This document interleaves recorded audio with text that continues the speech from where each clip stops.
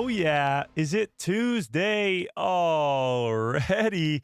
Okay, so we got some crazy news today. We're talking Star Wars Celebration, which is in 1 month from today. Today is March 18th.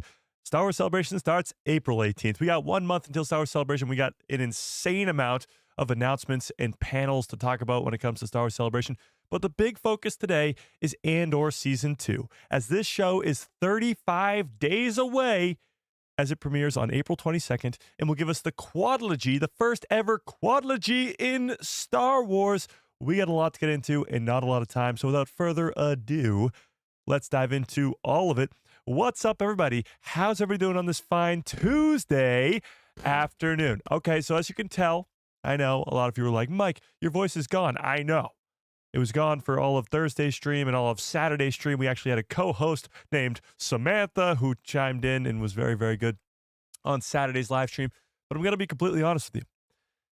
My voice is back, okay? It's kind of back. I mean, you can tell that it's a little bit of it'll be here and there. Maybe at some point in this live stream, it'll go away. But we're feeling a lot better now, so I appreciate all the best wishes and all that stuff. I understand that we liked Samantha a little bit more than me. So we're going to take her out of the stream for a while, leave her off to the side, and we're just going to leave it with me so that when she comes back, it'll be like a special occasion type deal. But we got to talk about Andor Season 2, Kino Loy making a comeback in Season 2. How the hell does that work? Luthen's backstory being revealed in Season 2 as Tony Gilroy confirms. We got a lot to get into and not a lot of time. So without further ado, let's say hi to everybody in the chat. Shall we? Shall we? All right. WUV Grad, what's up? Freddie, how we doing? Jessica in the house. Mando United, what is up? Ian, how we doing? Annie K, what is up? Star Wars Order, how we doing? Holly, what is up? Fearless, how we doing? Starship 66 in the house. Cole, what is up? Chris, how we doing? B-Man in the house. Brandon, how we doing?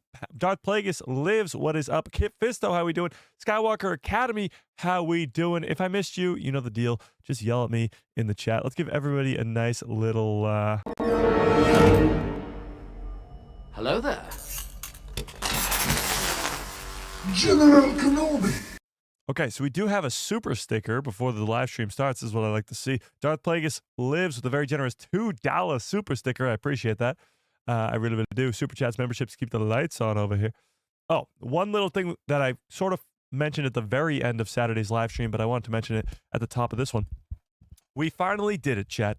We finally did it. We've gone through a bunch of different achievements, let's say, during the course of this channel's history. We've gone from 0 subscribers, as everybody does, to over 100,000, and that's why we have this nice plaque behind us, and it was fantastic. It was a great celebration. We celebrated together, and we've gone through a bunch of different achievements and all that fun stuff, but this one cannot go unmentioned. This one is one of the probably coolest ones that we've ever had in channel history, so we got to talk about it. There's been some, it's sort of a good news, bad news type thing here. There's been some reports, let's say, to me that there are people going around on the channel trying to scam you guys using my name. And that's, of course, just stupid and dumb and dumb and stupid and stupid and dumb. But I must tell you guys, don't believe any of it. I'm never going to ask you for money in the comment section. I'm never going to ask you to join WhatsApp. I don't even know what the WhatsApp is. So if you see anything like that that says a guy who loves Star Wars, or the official guy who loves Star Wars, or Mike, a guy who loves it's not me, okay? It's not me. And the way that you can know that it's not me, starting now, is because we just got verified on YouTube. So whenever you see a guy who loves Star Wars, if it doesn't have that nice check mark next to it, it's not me, okay? We got the awesome, cool check mark from YouTube, and it is one of the coolest achievements to ever accomplish on this channel. You do have to reach 100,000 subscribers to get to that goal, but they also have to okay you to get verified on YouTube. It goes through a whole process. It's a whole thing, but we got it, chat. We got it. We are now verified on YouTube. So if you don't see that check mark next to my name, then it ain't me. So don't get scammed by anybody, please and thank you. Okay, but that was pretty cool. So let's celebrate it, shall we? Oh, wrong button. Hang on. This is going to be 100K, I think, but just celebrate it like it's not, okay? Celebrate it like it's the verified button, okay?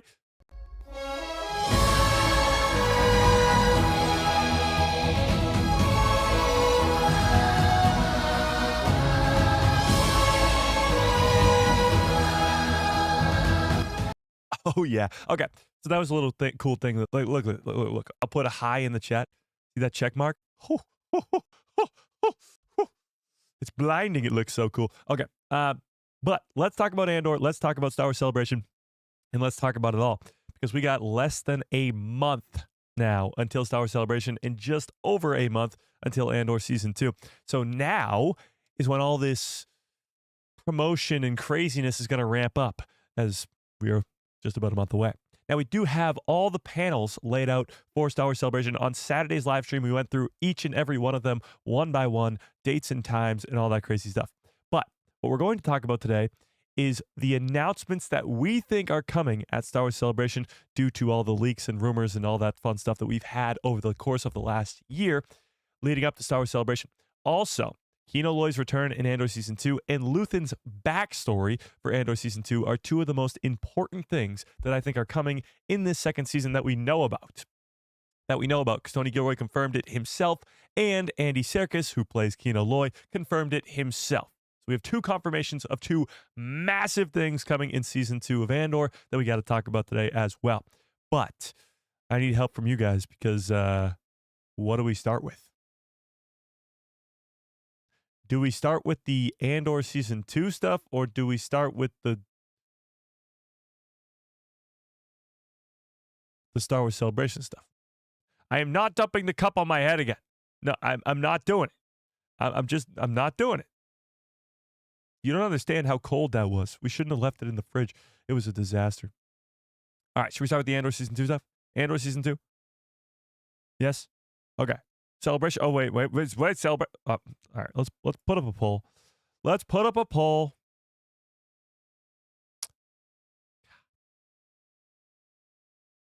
Yeah. If you haven't smashed a freaking like on this stream, then do so, please. All right, let's do it. What should we start with? Andor Season 2? Or Star Wars Celebration?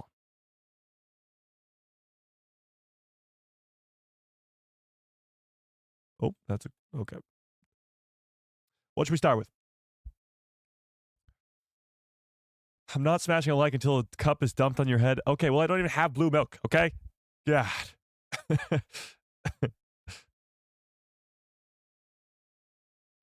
Yeah. Save the best for the last. So save the best for last. So start with Celebration. Okay. Well, oh my God, the poll is 50-50 right now. Literally 50-50. Oh, wait. 53% now say Star Wars Celebration. Okay, we'll start with Star Wars. Oh, wait. It's back to 50-50. Wait. It's still 50-50. I don't know what to do, chat. We can't do anything if this 50-50 doesn't go away. I don't know what to do, chat. It's still 50-50. With 22 votes, we are at 50-50.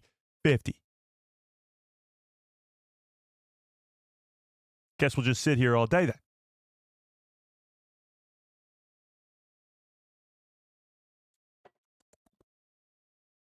Do. 50-50 means the chat and okay. All right. See you guys. Oh, wait. Oh, damn it. It went back to 50-50. We're now up to 30 votes, and it's still 50-50. Holy crap. What is going on here? Chat, we need you to decide. Like, you guys are the people who decide. What's going on here? This is insane. Okay, 32 votes. We are 53 Star Wars Celebration, 47 Andor Season 2. We're going to Star Wars Celebration first. Okay, so Star Wars Celebration is first, and we're going with it first because it's in a month. Not because you guys voted on it, not because democracy happens here, because it happens in a month. It comes first, okay? That's why we're doing it. So, on Saturday's live stream, we talked about this. We went through all these different dates and times for the Star Wars Celebration panels, in Japan. These time periods, by the way, are in Japan. So somebody help me out in the chat. What is the time difference between the East Coast of America, of the United States, and Japan? Because this is going to be a problem. This is going to be a big problem. What is 10 a.m. to me? What is that? Because if this is like the middle of the night, it's going to be a disaster. However, there are panels all day long from 10 a.m. to 6 p.m. every single day. So at some point, it's going to be the middle of the night. I just don't know how, when, or why. Well, I do know why because it's in Japan, but I don't know how or when. So we talked about it before, but Friday is going to be the Mandalorian and Grogu's day. It's going to be pretty much the movie day, I think. We're going to get a lot of updates on the movies for Star Wars, but also a Mandalorian trailer. This is going to be enormous. This will break the internet. This will be the big news story of the weekend, I think, is the Mandalorian and Grogu trailer. And here's why. Star Wars, as it's always been made to be, is going back to the movie theater. And that's enormous. The Mandalorian and Grogu movie will be the first ever Star Wars movie to be in the theaters in 7 years. Yeah. The Rise of Skywalker came out in 2019. The Mandalorian and Grogu movie will come out in 2026. So 7 years. It'll be 7 years since the last Star Wars movie was released. And Star Wars is going back home. Now, there's a lot of normie Star Wars fans, I talk to a lot of them all day long, that say they only watch the movies. They don't watch the shows. They don't watch the animated stuff. They don't watch anything on Disney+. They just watch the movies. And for those fans, Star Wars returning to the movie theaters is a big, big deal. Obviously, it's a big deal for us, too. But for those fans specifically, it's the only thing that they watch. So this Mandalorian and Grogu trailer to kick off the weekend is going to be enormous. So 1 month from today, we could be watching the first ever teaser trailer for the Mandalorian and Grogu movie. But that's not all. It's about 12 hours ahead. It's 3 a.m. in Japan right now. So isn't that 14 hours ahead? Hang on. I think that's 14 hours. Oh my God. So 10 a.m. Japan would be 9 p.m. Eastern Standard Time.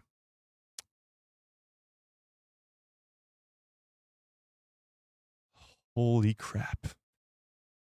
This is the worst. This did not cross my mind until we just talked about this right now. Do you understand what this means?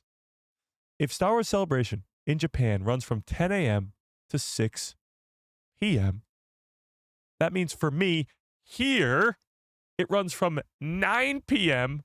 to 5 a.m., meaning me no get no sleep for the whole entire weekend. Oh no. I got a bad feeling about this. This is not good. This is not good. Better get the coffee and snacks. I don't even like coffee. Oh, this is horrible. Should we just go to Japan? Just go.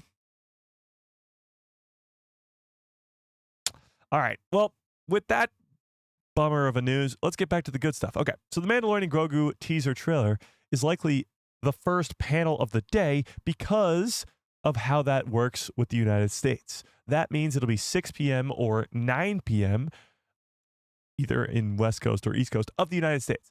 So they're doing this panel first because they know they're releasing a teaser trailer and they want to release that not in the middle of the night. So honestly, we got to keep that in mind when we're talking about announcements at Star Wars Celebration. They're probably going to do the majority of the announcements earlier on in the day or the very last thing of the day. So it's bright and early in the morning in the United States or late at night and not in the middle of the night. So keep that in mind. On Friday, we got the Mandalorian and Grogu panel. That's probably going to be the biggest thing of the day. But we do get a Vision Season 1 and 2 type deal. A Light and Magic. So Light and Magic, give me a 1 into the chat if you watched the Light and Magic documentary on Disney+.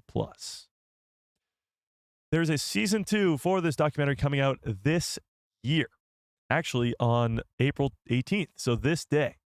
So this day on Friday, first day of the celebration, Light and Magic gets a second season. And there'll be a panel that dives deep into the first season, and I guess the second season of this documentary about ILM. So that's pretty cool. Then we get some stuff about the publishing, so all the books and comics and stuff about the grand finale of the High Republic, which is pretty cool, and all that, and maybe even get some sequel stories as well and beyond. So we get all that, and then we get celebrating 20th anniversary of animation. This might be one of the biggest panels of the entire weekend, and it just so happens to be at 2 a.m. But, hey, no, it's crazy. But Dave Filoni, Chief Creative Officer, and Athena Portillo, Vice President of Animation Production, are celebrating the 20th anniversary of Lucasfilm's animation. Of course, the Clone Wars being sort of the first thing that brought us into Star Wars animation. With the critically acclaimed stories, critically acclaimed, and beloved characters, including a sneak peek as to what's to come. So Star Wars Celebration, we know, is going to have an insane amount of announcements. And the reason we know this for a fact is because when you look at the slate for Star Wars projects, it's all movies. All of it. I mean, yes, you got Andor Season 2, which is in a month, and you got Ahsoka Season 2, but that's it. You got the Mandalorian Grogu movie. You got the Sean Levy movie. You got James Mangold's Dawn of the Jedi. You got the Rey movie. You got Dave Filoni's Mando movie. You got Simon Kinberg's trilogy. You got Taika Waititi's movie. You got the Lando movie. You got Rogue Squadron with Patty Jenkins. You got all these crazy movies. But for shows, live action, and animation, you got zip, nada, nothing. So Star Wars Celebration is going to give us an insane amount of announcements when it comes to Star Wars shows. I think the majority of these announcements will be animated shows like a Tales of the Jedi Season 2, but more importantly, a multi-season Star Wars animated show. Now, what that might be, I have no idea. Will it be a Luke Skywalker Jedi Temple show? Maybe. Will it be a Hidden Path show? Possibly. Will it be an Asajj Ventress, badass, Quinlan Vos, cool show? I don't know. Omega, Hera in the original trilogy time period? I don't know. So tell me in the chat what you want the next multi-season animated show to be for Star Wars. If it was my choice, it would be a Luke Skywalker Jedi Temple show 11 times out of 10. Like, this might be the most important thing that Lucasfilm makes in a long, long time. A Luke Skywalker Jedi Temple show will not only tell the story of Luke and why he goes into hiding and explain it better, but also tell Ben Solo's downfall, or his fall to the dark side, and tell Palpatine's return better. That's very, very important. But when you look at it this way, the sequel trilogy gives you Kylo Ren, probably the best character in the sequel trilogy, arguably.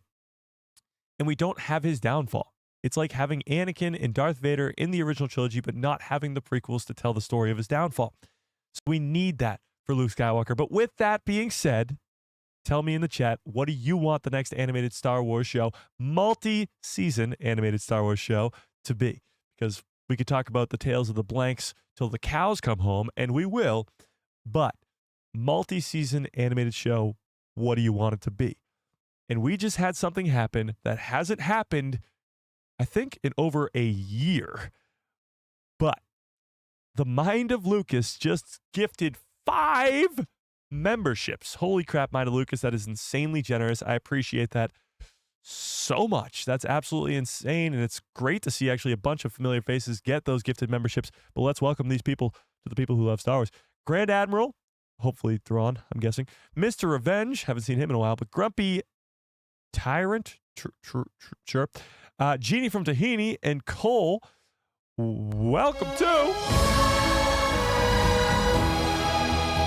the people who love Star Wars.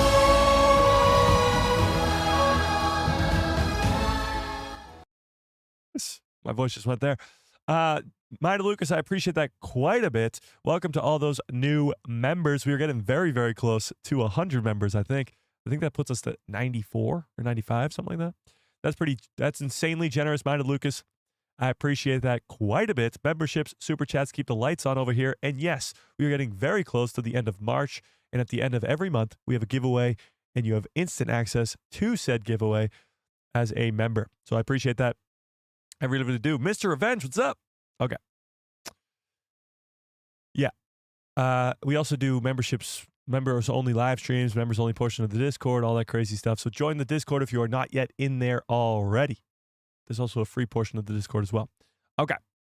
I appreciate that, Mind Lucas. I really do. But now that I've been so rudely interrupted, let's get back to the Star Wars animated show, shall we? Okay. What do you want the next multi-season animated show to be? Hidden Path, okay. Quinlan show, that would be kind of interesting. Yeah, I think we'll get a Tales of the Blank again on May 4th, plus an announcement of a new animated series with multi-seasons, then more to follow next year. Okay, well, let's talk about that. I think May the 4th this year is already done. I think it's already got a project, and that project is Visions Volume 3. Now, we can talk about Visions Volume 3, and we will. I have an article about it coming up later in the live stream, but I'm not that excited about Visions Volume 3. Now, tell me in the chat if you are. Tell me out of 10, how excited are you for Visions Volume 3? But to me, it's like a 3 at most. Like, there's certain episodes of Visions in the first 2 seasons that I liked a lot. I think the first episode of season 1 is the Ronin one. That one's incredible. I think it literally goes downhill from there. There's some other good ones, but that's the best one. You got the ninth Jedi, or whatever it's called. The Twins episode's pretty good. The first couple episodes of season 2, I think, are really good as well. But then you have really, really bad episodes. To me, it's not canon. It's cool, like the animation style is cool and all that. It's all differing variations. I get it. I get it for the people who do really like it. It's not for me. It's just not for me. So my hype level for that show is just not really there. However, with that being said, I do think that will release on May 4th. So I don't think a Tales of the Blank will be announced for that specific time period. However, I do believe that we could easily see a Star Wars animated show before the end of this year. Before the end of 2025, I think we will get the next Star Wars animated series. At least season 1 will begin before the end of the year. Now, why I'm so certain about this is because of what I just talked about.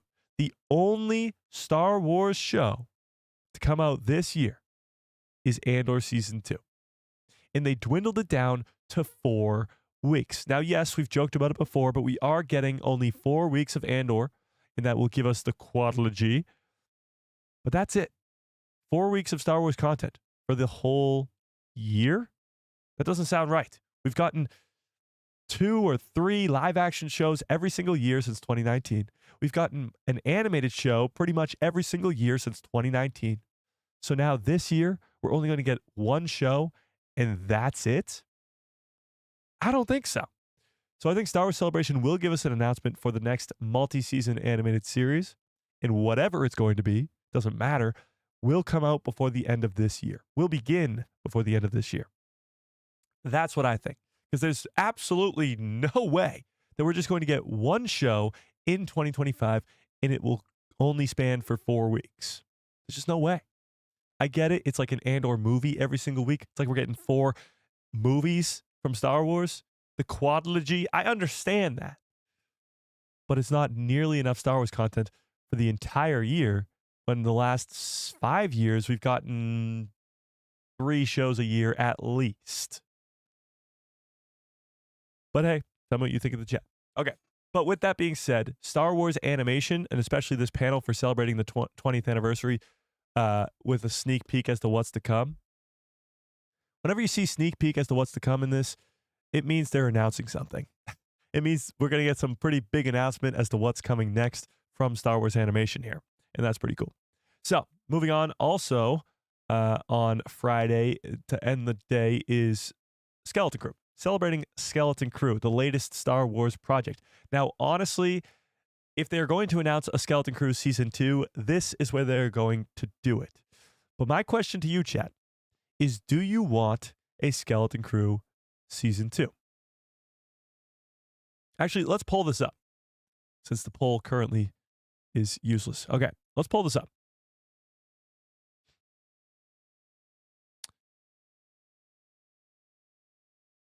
Do you want a Skeleton Crew season 2? So it's been what, like 2 months now since Skeleton Crew ended? Just about. So now that we've had sort of 2 months to ruminate with the first season of Skeleton Crew, does it deserve a second?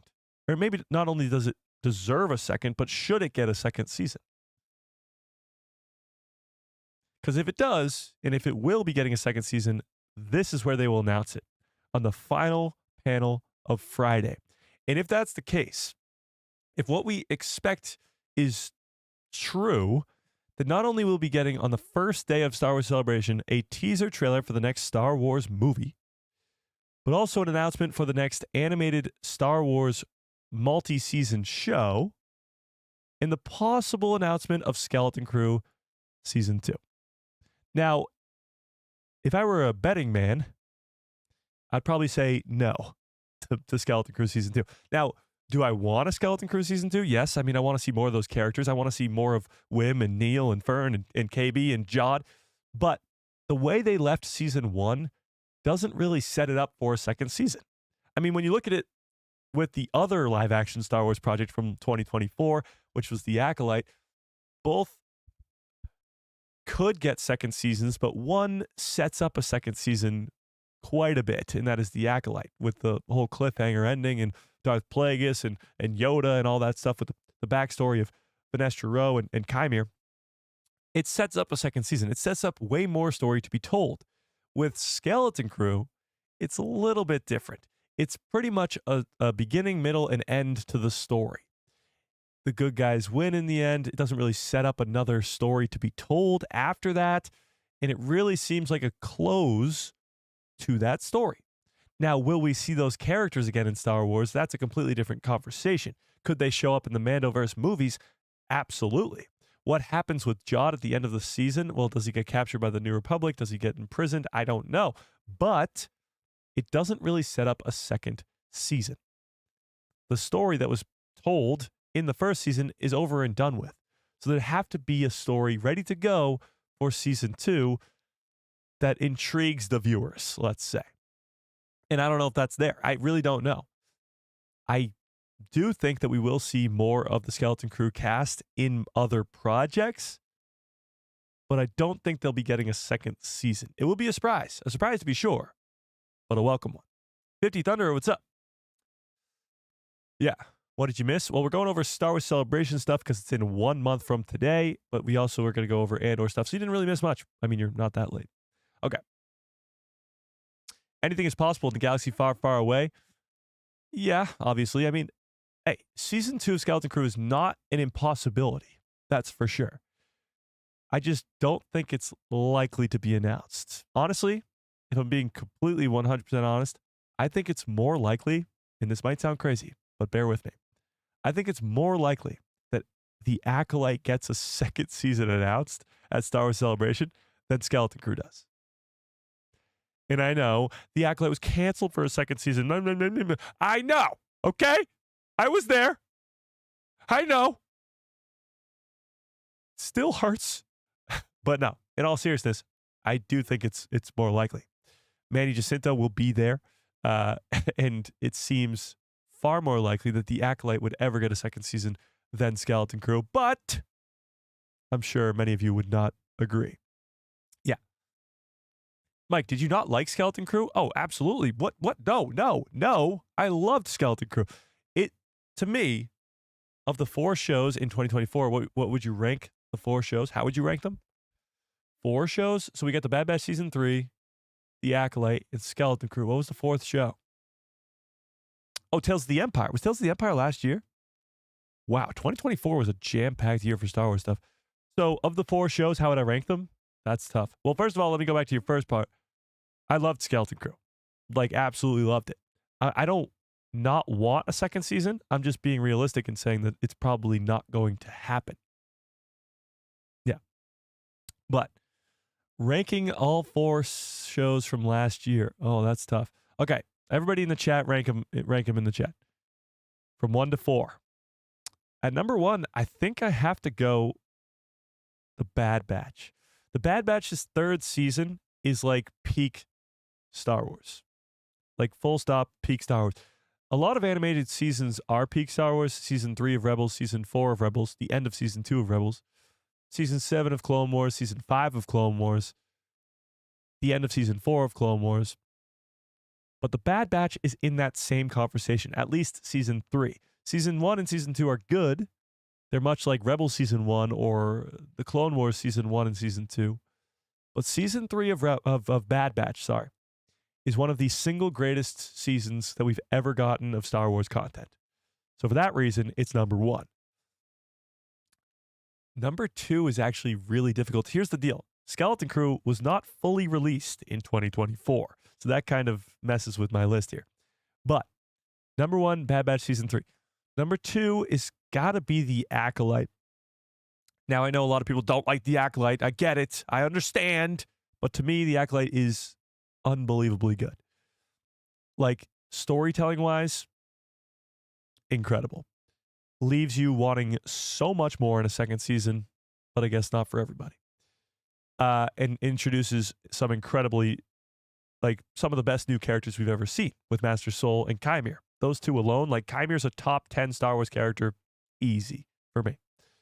So that's number 2. So we got Bad Batch Season 3, then The Acolyte, and then Skeleton Crew. I put Tales of the Empire last. Not that it's horrible.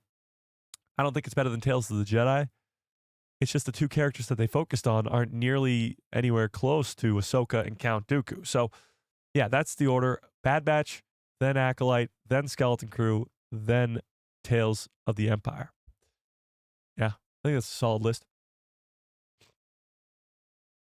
I think that's a solid list, chat. What do we think? Star Wars Jedi Podcast. What's up, Ron? How we doing?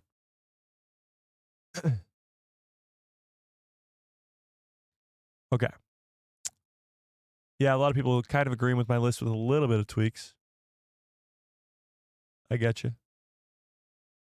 The Acolyte was great, and I really want more of the characters in that era. I agree. I mean, the High Republic, they've spent so much time to create in books that I don't see them going anywhere anytime soon away from that. And we're talking about books. We have some news actually regarding the Acolyte prequel about Fenestra Row and Indara, but we'll get to that in a little bit. Okay, so that's just Friday. I know. That's just Friday. A Mandalorian and Grogu teaser trailer, possibly an announcement of a new animated Star Wars television show, and if we're lucky, at least a celebration of Skeleton Crew's first season. But if we really hope and pray, then maybe a Skeleton Crew season 2. But I would doubt it. I would tamper your expectations for that one. However, still a crazy first day. Oh yeah, and Light and Magic season 2. Crazy first day for Star Wars Celebration. A trailer for the next Star Wars movie. Yeah, that's right. Movie. Season 2 for Light and Magic that will be released on that day. More from the publishing. Possibly more the grand finale of High Republic. 20 years of animation with a sneak peek as what's to come, and Skeleton Crew. That's a crazy first day. But that's just the start. Because Saturday is mostly about the live action stuff, kind of. The two big panels are the two first ones, and that is Andor, A Star Wars Story, which is season 2, and Ahsoka. So Andor is in 35 days. This is in a month. So obviously, most of the Andor stuff is going to already be out. The trailers, the promotion, the posters, all that stuff. It will already have been released by the time this panel happens. So not too much is going to be revealed about Andor Season 2. At least I don't think. However, a lot of the people who are in attendance here will get a sneak peek at the final season. I don't think us as the people at home will get that, but the people in attendance will probably get to watch a portion of the first episode, I would guess. But I don't know. That's what they usually do, I think. But Diego Luna and Tony Gilroy will also be there. This likely will be, I mean, It'll be crazy, but it won't give us that much information about it. Yeah. Okay. Then moving on to Ahsoka. Now, I think this might be one of the coolest panels of the whole entire weekend because Ahsoka season 2 is still supposed to start filming a few weeks before Star Wars Celebration in Japan. So, this is the exact same thing that happened with the Mandalorian and Grogu movie in D23 last summer. Dave Filoni and Jon Favreau showed up to D23 and said, we didn't want to come empty-handed, so we made a trailer for you guys. Give me a 1 into the chat if you've seen that trailer from D23 of the Mandalorian and Grogu movie. Because it was awesome. I mean, it was incredible. It gave you AT-AT walkers. It gave you a planet that looks like Hoth. It gave you Din Djarin getting a hallway scene. It gave you Zeb in a Razor Crest with Din Djarin and Grogu. Like, it gave you Anzellans, and it was incredible. It was incredible. And they put that together in just a few weeks. That's it. So if they can put that together for the Mandalorian and Grogu movie, well, what could they do for Ahsoka season 2? This panel, I think, on Saturday for Ahsoka, yes, it's going to celebrate the first season. But really, what we're talking about here is the possibility at getting a sneak peek at season 2. And let's not forget what Ahsoka season 2 might look like here. The end of season 1 ends with Baylan Skoll standing on top of Mortis God statues, looking out into the distance at a glimmering light on top of a mountain. I don't think people really put that through their head. Let me repeat what I just said. Season 1 of Ahsoka ended with Baylan Skoll standing on Mortis God statues, looking out into the distance at possibly Abeloth's prison. Yeah. That's how crazy Dave Filoni is, and that's just the tip of the iceberg when it comes to how crazy Ahsoka Season 2 could be. Hayden Christensen coming back to play Anakin, Obi-Wan Kenobi, Ewan McGregor coming back to play Obi-Wan Kenobi, Ariana Greenblatt coming back to play young Ahsoka. What does that mean? Clone Wars flashbacks. Yeah. Not only that, we got Baylan Skoll recasted because Ray Stevenson sadly passed away, so we're going to get a new Baylan Skoll. If Abeloth is really the way they're going, that changes everything we thought we knew about the canon of Star Wars moving forward past Ahsoka Season 2. And we got a Force Ghost of Anakin Skywalker to end the first season of Ahsoka. And likely, we're going to get some sort of explanation as to where Anakin's Force Ghost has been for all these years. He never shows up to Luke. He never shows up to anybody. And he just disappears. So what is he doing? Well, maybe he's keeping Abeloth a prisoner on Peridia, but I don't know. That will be explained in Ahsoka Season 2. So yeah, I'm excited for Ahsoka. Just a little bit. Just a tad. But what Season 2 can do is absolutely insane. So yes, I'm a big Ahsoka fan, but I take that out of the equation when I say this panel might be the craziest one of the entire weekend.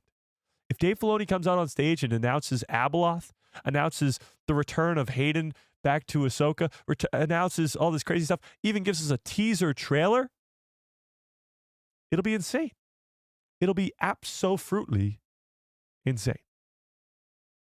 But with that being said, Star Wars Santa, what's up? With that being said, yes, it'll be Rebels Season 6, true. But I honestly think that Ahsoka, sort of off topic here, not off topic, but Ahsoka Season 2 is not really going to have much to do with Thrawn. I really don't think it will. I know Thrawn was sort of the whole big thing in the first season, but not really. He's only in the last couple episodes, and he escapes. So if it's going to be about Ahsoka, Sabine, and Hugh Wang on Peridia, well, then it's probably not going to focus on Thrawn all that much. Maybe a little bit, but not really. Yeah.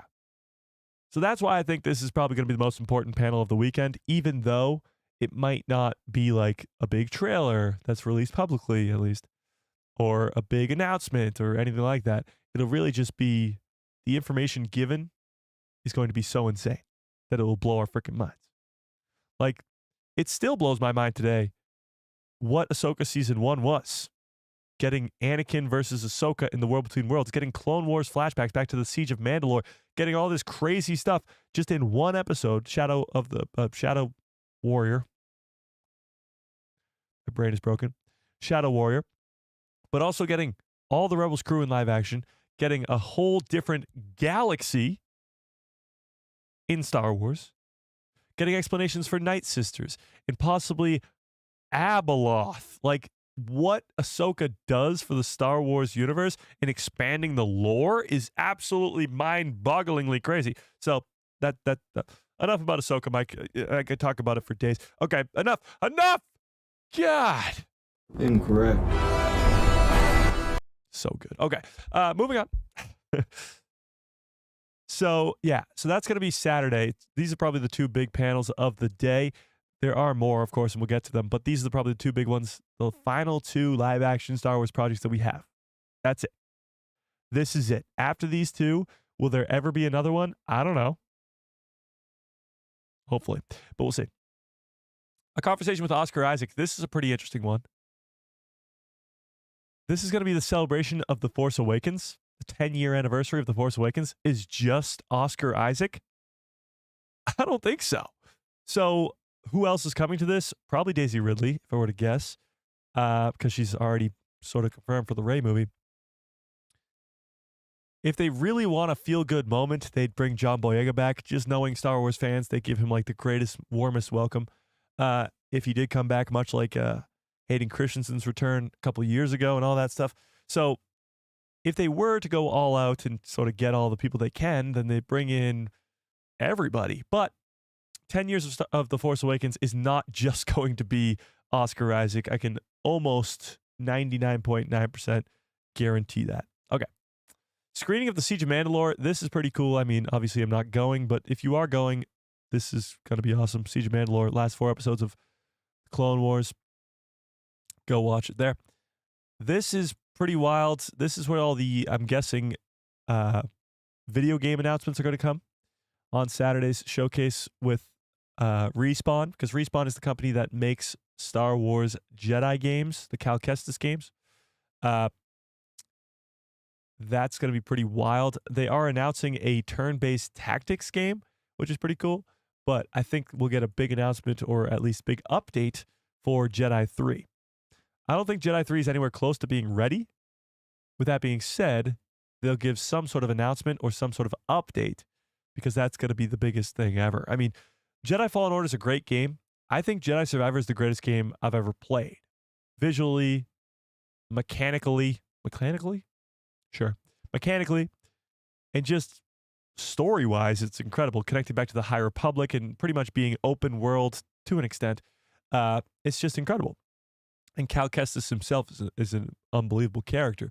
But what the third game is going to do, well, who knows, but what the third game could do would be absolutely insane. Ending off one of the greatest trilogies of video games ever, and of course, set up Cal Kestis to be brought into live action. We've been speculating about when he will come to live action. At any point now, it could happen, I believe. Some people think that Andor Season 2 is actually a possibility, but I don't know. That seems highly unlikely, especially because Andor Season 1 went away from the cameos and Force users, and that's what Cal Kestis would be. But this is going to be a big panel for Star Wars video games, and probably the only one of the weekend, with an update for Jedi 3 and an announcement for a new Star Wars turn-based tactic game. Yeah. So that's all Saturday. Again, like I said, the biggest panels are going to be these two ones, Ahsoka and Andor. But yeah. So that brings us to Sunday, the last day of the weekend. And honestly, I think a lot of announcements will be coming this day. Yes, we will get an animated show announced probably on Friday, a trailer for the Mandalorian Grogu movie on Friday, maybe a teaser trailer for Ahsoka Season 2, a trailer for Andor Season 2, and that stuff is cool. But I'm talking announcements for like new live action shows, announcements for new Star Wars movies, the Sean Levy movie officially getting announced, maybe some other Tales of the Blanks being announced. I don't know, but I think this will be the day where it all gets announced, especially to end off the day, but we'll get to that in a second. So, to start off, Sunday is a first look at Visions Volume 3. I've talked about it enough. It's not at the top of my list. Let's just say that lightly, I guess. But for those of you who are really excited for it, that will start off on Sunday with a actually first look at it for the people who are there. Then we get behind the scenes of The Mandalorian, Book of Boba Fett, and Ahsoka. I think this could be where they announce the next Mandoverse project or next Mandoverse announcement, I guess. Kenobi's Corner, what's up? But I don't know. Either way, we're celebrating the Mandoverse, which is where we're going to be spending the most of our time moving forward, like we already told. Yeah. The Fett family, this is a pretty cool one. You got Boba Fett and younger Boba Fett, or Jango Fett, I should say, and young Boba Fett. Tamara Morrison and Daniel Logan will discuss their adventures portraying the iconic bounty hunters Jango and Boba Fett. I mean, anytime you get to see Tamara Morrison, I'm sure the question will be asked, are you coming back to Star Wars? Because he hasn't. Think about it this way. The Book of Boba Fett released in 2021 into 2022, I think. So for the last 3+ years, we haven't seen Boba Fett. And, there's been opportunities to. The Mandalorian Season 3, of course, being the biggest one, but the Mandalorian and Grogu movie comes out next year. And there's no doubt in my mind that Boba Fett will be in it. But tell me in the chat if you think otherwise. But Tamara Morrison being on stage will likely lead to the question being asked. This is a pretty fun one. C-3PO, Jar Jar Binks, and K2 all on the stage for a heroic sidekicks of Star Wars panel. That'll be pretty interesting. Maybe get some more Keller and Beck up in here. Maybe. 50 years of magic, celebrating industrial light and magic. That'll be pretty cool. Star Wars Rebels finale screening. Killing me. And then the final thing, which I think will be a big announcement, probably the next live action show or movie for Star Wars, will be the celebration closing ceremonies. And of course, as it says, featuring special guests, weekend highlights, and much more. This send-off you won't want to miss. So I'm guessing some big old announcement will happen there. But that's all the panels happening at Star Wars Celebration. And likely they're hiding all the announcement panels because they don't want to announce them before they announce them. But I'm talking live action shows because Ahsoka and Andor Season 2 are the last 2 live action shows set to release. So something else has to pop. Star Wars animation. We haven't had a show ready to go since The Bad Batch Season 3, a multi-season Star Wars show.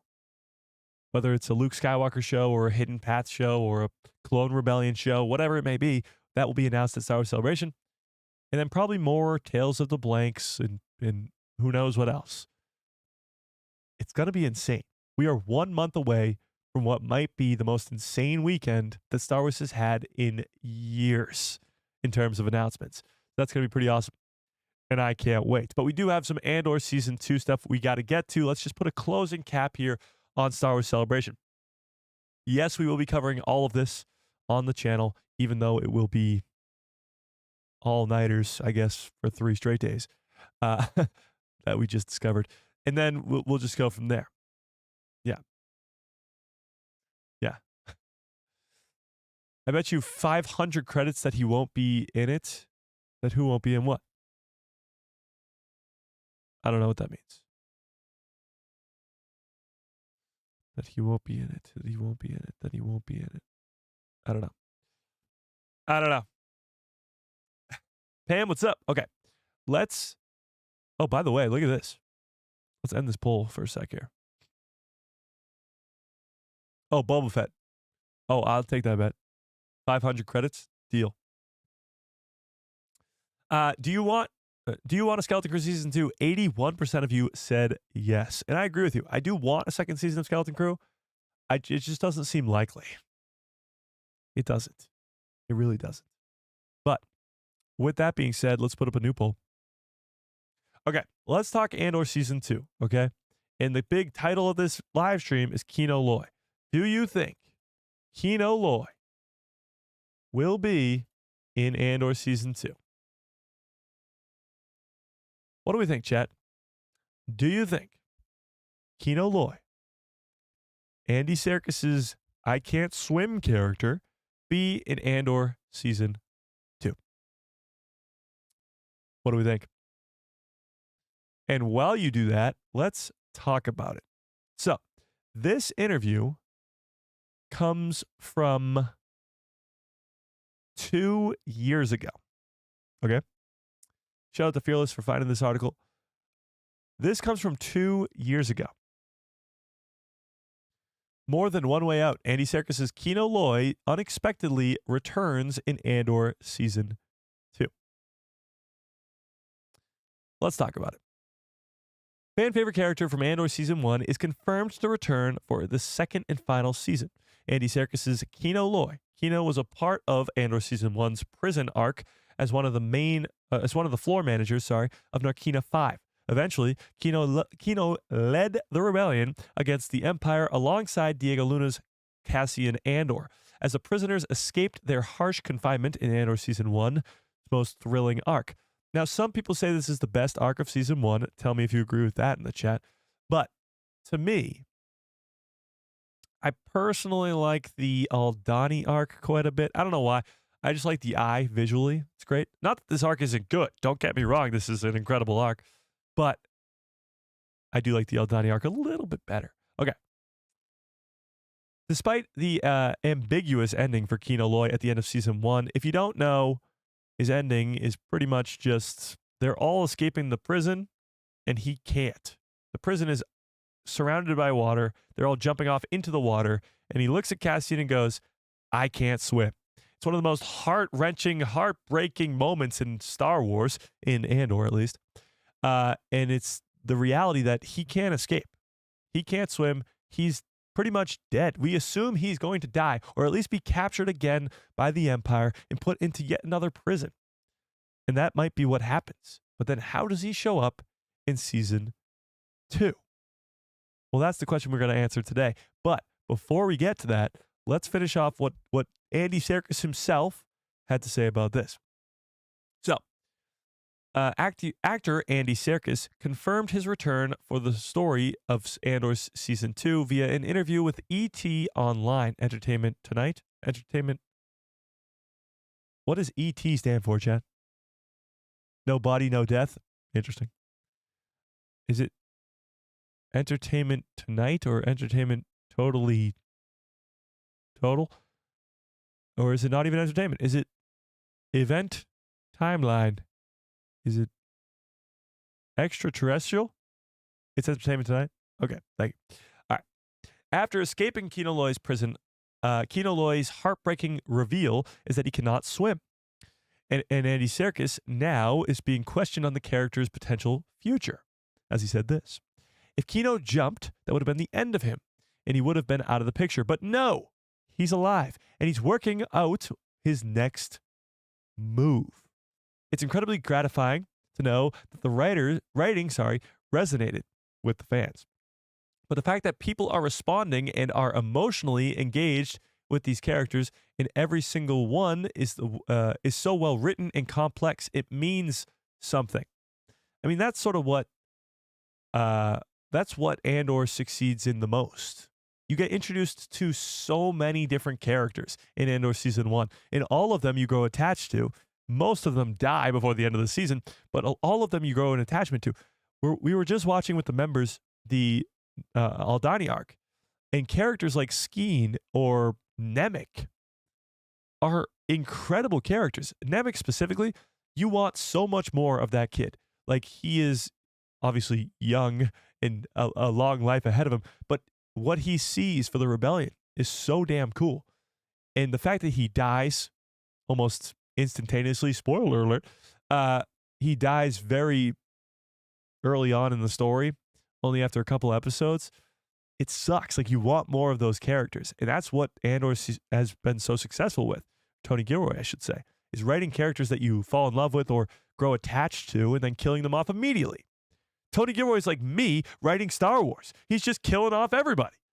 But with that said, Kino Loy, you grow attached to quite a bit. He doesn't physically die. Yes, he does say he can't swim, but that doesn't mean he dies. As WUV Grad says, no body, no crime. Or no body, no death, I should say. Still a crime. Yes. You guys are absolutely crazy with these ETs. Yeah. So, The theory is, well, if he's not dead, well, then what happened to him? And even if he did get recaptured by the Empire, well, then where is he now? What's Kino Loy up to? And as Andy Serkis tells us, well, he's working on his next move. What the hell that means, I don't know. But before we get to it, well, we got a super chat. Mind of Lucas feeling extra generous today. Absolutely insane. Already gifted 5 memberships with a $5 holla. I appreciate that quite a bit. Says, Funko just released a Kino Loy pop figure. For that reason, these characters will be back in season 2. Are getting funks. Really? They just announced a Funko Pop for Kino Loy? Hang on, let's look that up. Kino Loy pop figure. Kino Loy pop figure, Kino Loy pop figure. They're here on Amazon, but I want to see like an announcement for it or something. 2 weeks ago, I think. Wait. Release.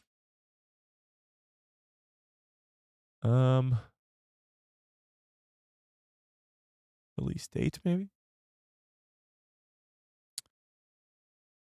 Why is it so hard to find that? Oh. Let's take a look at this.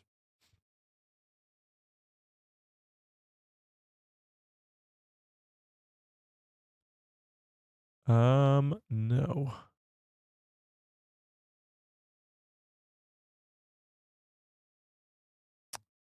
I don't know. Okay.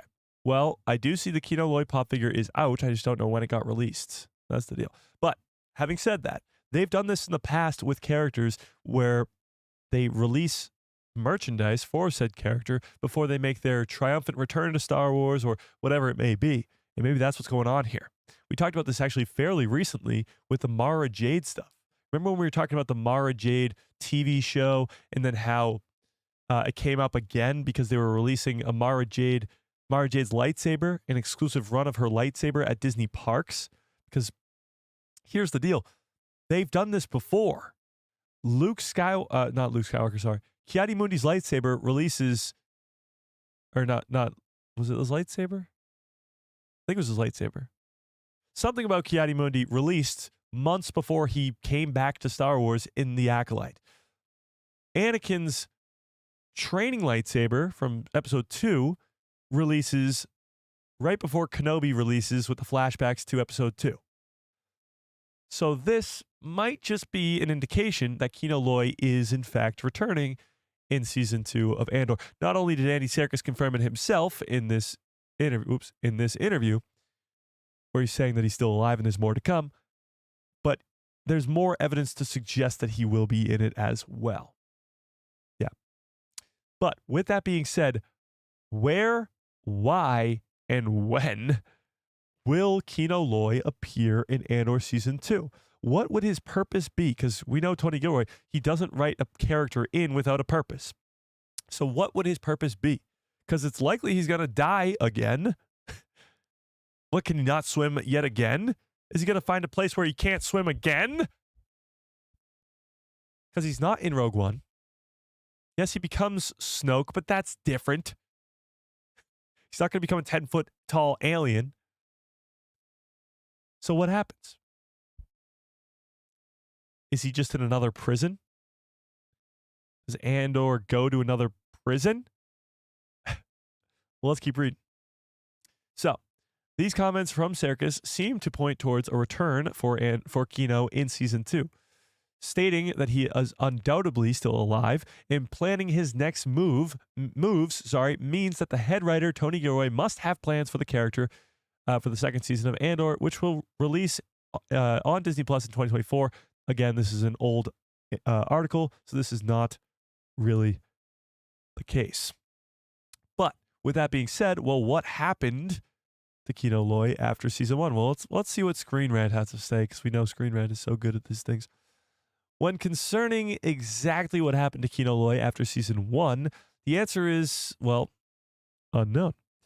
It is likely that Andor Season 2 will directly address this, explaining how Kino is able to escape Narkina 5. A likely outcome would be that Kino used the prison's radio to contact transport away from the planet. Similarly, the Empire may have sent troops to check the status of Narkina 5 after the prison break, which led Kino to be able to escape using their vehicles. Honestly, I don't know if he escaped. I have no idea.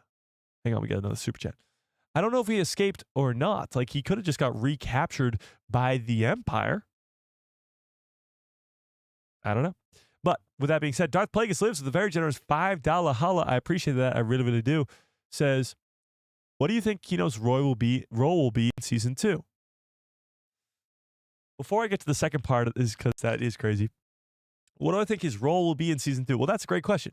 If you're going to bring back a character like Kino Loy, well, why? That's a great question. I don't know. I have no idea. Well, let's open it up to the chat. Why do you guys think that Kino Loy would return? What do we think? Obviously, his popularity in season 1 was big. But that's not really how Tony Gilroy works with these characters. He's not doing a popularity contest here. I don't know. I really don't. Cassian and Kino Loy will team up, but this time it'll be against the Empire. Interesting. Mr. Revenge says he's an agent for the Empire. So you think he's turned and he's working for the Empire now? That'd be crazy. Because he's a great actor. Well, he is a great actor. He's a good actor, that's why. But okay, but what's his purpose for being in the story? What's his story purpose? Andrew, what's up? How we doing? What's his purpose in the story for season 2? Because everybody's going to serve a purpose. Let's not forget, the second season works in 3 episode arcs. So it's likely that Kino will only be in one of those episode arcs. And what's the purpose? Will he be at the Gorman Massacre? I doubt it. So it'll probably be somewhere else. Kino Loy becomes Snoke. They torture him and stretch him out into a giant of a man. No. Oh my God. No. No. He's a secret agent. So you think Kino Loy, the guy we met in season 1, who was obviously hesitant to escape the prison at first because he trusted that the Empire would allow him to leave after his days have run out. But the whole gist of that arc was that he loses faith in the Empire. He loses faith in the system. You think he would go back to that system? I don't think so. I don't think Kino would turn to the dark side, as it were. Cole says, theory, the Empire catches wind of the prison break and realizes that Cassian was a part of it.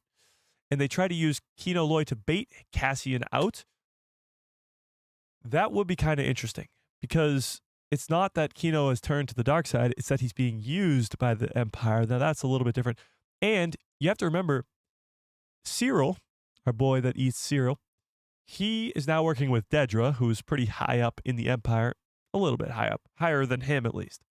And she has the power to hunt down this Cassian character. Now, he was very fascinated and crazed about Cassian in season 1, but so was Dedra. Dedra was really focused on the rebellion. She was the one and only person who kind of saw that all these different rebel attacks were connected.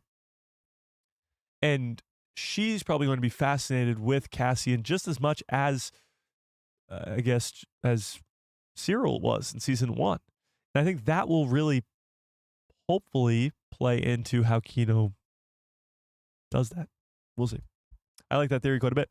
Jeannie from Tahini says maybe Andor will rescue Kino during an episode. The theme will be a internal struggle. Maybe something like Andor has to choose between saving Kino or completing the rebel mission. Interesting. So let's not forget, when we see Cassian Andor in the first scene of Rogue One, he's a cold-blooded murderer. He kills a rebel informant so that he won't give information to the Empire. He's an innocent guy with one arm in the alleyway, and he kills him because he doesn't want him to give information away. That's not the Cassian we see at the end of season 1. So he's got a long road ahead. And what if part of that is having to kill Kino Loy, the guy who helped him escape that prison, because he has to decide between saving Kino or completing the mission. I like that a lot. Because we're going to see Cassian go down a darker road in this second season. Yeah. For sure. I like that a lot. That's because Cassian doesn't F around, Mike. True, but like he's not like that at the end of season 1. He accidentally kills those 2 people at the beginning of the season. He finally joins the rebellion at the end of the season, but he's not the Cassian we see at the end of the in Rogue One. Yeah. He's not a murderer, bro. He does it for the rebellion. He shoots a guy with one arm in an alleyway. I guess not for no reason, obviously. It's for the rebellion, but that's still a murderer. Yeah. Yeah. Okay. But having said that, I think Kino did manage to escape with help, and his paths will cross with Andor again, but he won't survive season 2. Okay, so you're going to kill off Kino not only in 1 season, but in season 2 as well? I hope not. But I mean, you're probably not that far off. How does he come into season 2 and not die? I have no idea. I don't know. Okay, but let's get back to the second half of Darth Plagueis' great super chat. I appreciate it quite a bit. It says, and Luthen, could Luthen be Palpatine's brother, or is that too crazy? I'm going to go out on a limb and say that's too crazy. There is, I guess, a resemblance a little bit between Stellan Skarsgård and Ian McDiarmid in terms of them being brothers. I don't think so. That's quite a crazy theory. And much love to you and Sam. I appreciate that. I will relay the message. She is not here today, but I appreciate that, Darth Plagueis. I really, really do. Super chats, memberships, keep the lights on over here. Well, now that I've been so rudely interrupted, let's get back to this article, shall we? Okay. Unless I want to be rudely interrupted again. No? Okay. So much of it is unknown what's going on here, and maybe he got a vehicle to escape. Regardless, it is clear that Andor Season 2 will divulge this information. We will find out what happened to Kino in the second season, which is only now a month away. The reveal at the end of Season 1 that the prisoners of Narkina 5 were building the Death Star components must have a reason and could be tied to Kino's return. Interesting. We didn't even think of that. The whole Death Star component of it all. Because the Death Star is in the trailer for Season 2. But we know that Cassian never crosses paths with the Death Star. Paths with the Death Star. Should I try saying that 10 times fast? Paths with the Death Star. Paths with the Death.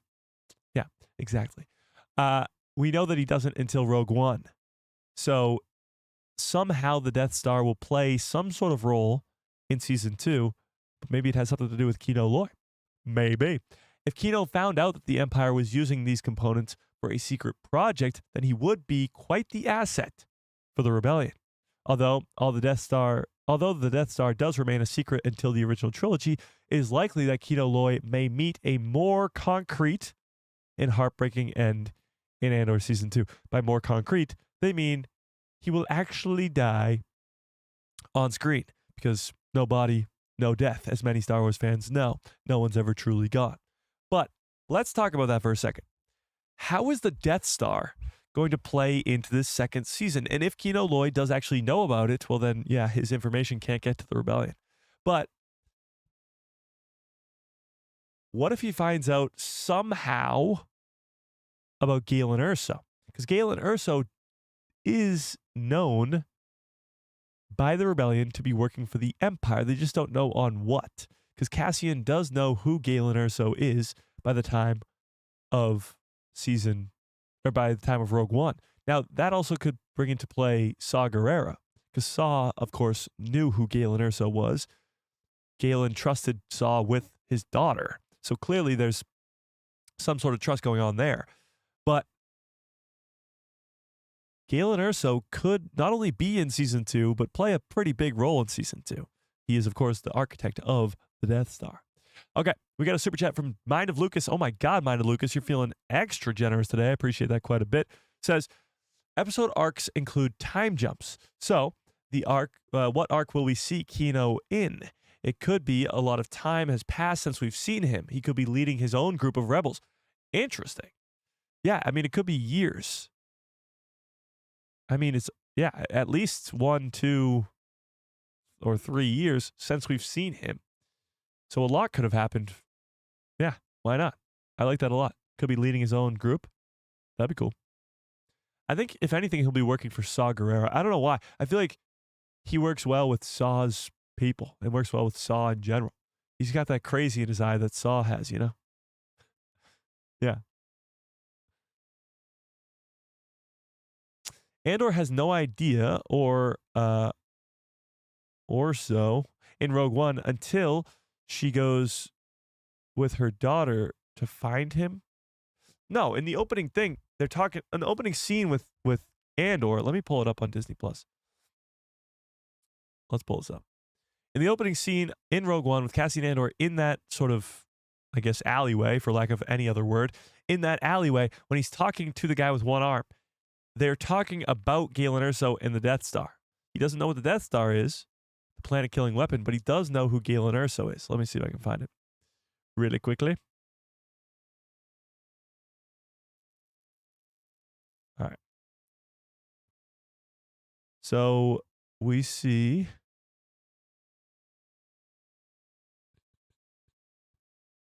Here we go.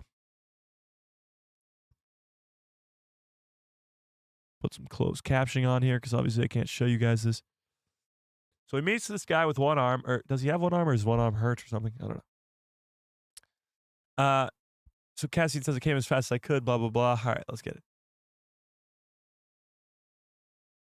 You have news from Jeddah. Okay. An Imperial pilot, one of the cargo drivers, has defected from the Empire. He tells them that they're making a weapon, a kyber crystal weapon. They're arguing. A planet killer. That's what it's called. A planet killer. Someone named Erso sent him, an old friend of Saw's. And then Cassian says Galen Erso. Okay, so let me show you what I'm talking about here. So a weapon. What's the weapon? It's a planet killer. And then we get this. This is the dialogue here. Someone named Erso sent him, an old friend of Saw's. So we know that. Of course, they were friends before. He helps his daughter, all that stuff. A friend of Saw's. In the next frame is Andor saying, Galen Erso? So he knew who Galen was. The guy with one arm says, somebody named Erso. And Cassian says, Galen Erso? So he knows who Galen Erso is. That means at some point in season 2, that information gets out. Who Galen Erso is, what he's working for, what he's doing. Yeah. Interesting. Is this in Rogue One? Yeah, this is the opening scene of Rogue One, or one of the opening scenes. The opening scene really is the flashback sort of scene where Galen gets taken away by the Empire when Jyn is still very young. That's the opening scene. But this is the opening scene of Cassian. Yeah. Jyn Erso is known long before Andor season 1 even. Yeah, but Cassian doesn't know that. Yeah. Cassian doesn't know who that is. He has no idea. It's just another little bit of information that needs to be explained in there. Galen Erso is a known personality, but when he is with his daughter, he never acts like he met him. What? I don't think I follow there. I know what I'm rewatching after season 2 is over with. Yeah, it's supposed to lead directly into Rogue One, so that'll be a pretty cool transition to see how that works. But yeah, absolutely. And I appreciate the super chat, Mind Lucas. I really, really do. Yeah. The one-armed guy can't climb out, so Cassian takes him out so that he doesn't spill the beans to the Empire. That's true, but still, that's a cold-blooded murderer right there. Absolutely. Yeah. So, going back to Kino Loy, do you think he will be in season 2? 81% of you right now say yes. But do you know that that means he's going to likely have to die in season 2 as well? So now you're bringing back Kino Loy just to die yet again? You're killing off the guy twice now? Really? Really? And the question becomes, how and why will he die? You know? Make Rogue 2 happen? I heard Rogue 2 is going to be really, really good. I heard they've casted this kid to play this young Luke Skywalker character. He's supposed to be the son of Anakin Skywalker from the prequel trilogy. Yeah, Rogue 2 could be unbelievable. I'm here in 2027, maybe 2028. Something about a princess maybe from Alderaan. Yeah. Bail Organa's daughter. Yeah, it's going to be this crazy thing. Absolutely. And this Death Star that we saw in season 1 of Andor and in Rogue One is going to be like the main super weapon for Rogue 2. It's going to be so good. And Darth Vader could be in it. Yeah, Darth Vader, the guy from Rogue One, he could be in it too. Oh, it's going to be so good. I'm hoping 2027, but 2028 is probably more likely. Yeah. Yeah. Yeah. Mike, this time I'm with you on your death prediction. Kino Loy will die in season 2. I think so too. I mean, obviously, I'm here predicting all these deaths all the time, but when it comes to Andor, predicting deaths is actually something that needs to be done. Look at characters like Bix or Luthen, which we're going to talk about in a second. Those characters sort of have to die to an extent in season 2 because they're not in Rogue One and they're not in the original trilogy. Luthen especially, and we're about to talk about Luthen in a second. Yeah. This is a dark live stream. It's not me. I'm not killing all these characters. It's not my fault. It's not me. God. Yeah. I met a guy who was in a Vader suit. What? What? 2027 is the 50th year anniversary of A New Hope. That's crazy. Do you think they'll release Rogue 2 on that year too? It would be really funny. Lucasfilm, if you're watching, and we know that you are, please do this. Release or re-release A New Hope into theaters like you've done with all these anniversary things. Revenge of the Sith is coming out this year to celebrate its 20th anniversary. Re-release A New Hope for its 50th anniversary, but re-release it under the title Rogue 2. It would be like the greatest meme ever. Star Wars fans would absolutely love it, and some fans would be so confused. They go to watch Rogue 2 and be like, what the hell is this? The sequel, and promote it as like the sequel to Rogue One too. Promote it. Be like, you remember that bad guy at the end of Rogue One who did the cool hallway scene? Yeah, he's going to be in it. The girl who said, this is hope at the end of the, like, that would be so funny. If they marketed it as the sequel to Rogue One and just re-released A New Hope, it would be perfect. It would be so funny. But you ask what I would do if I was in charge of Star Wars, it would be stupid shit like that. Like, it would just be stupid stuff where you just be like, what are you talking about, Mike? If I pitched that in a pitch meeting, they'd be like, who hired this guy? Yeah, it would be pretty funny. Yeah. Andrew, what's up? Okay. Okay.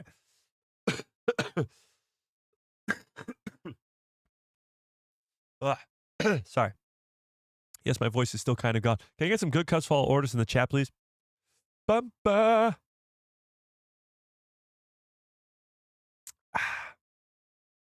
Wait, you're saying you met David Prowse? That's crazy. That's so cool. Okay, but with that, it's the perfect transition talking about characters that have to die in Andor Season 2. Perfect transition over to Luthen.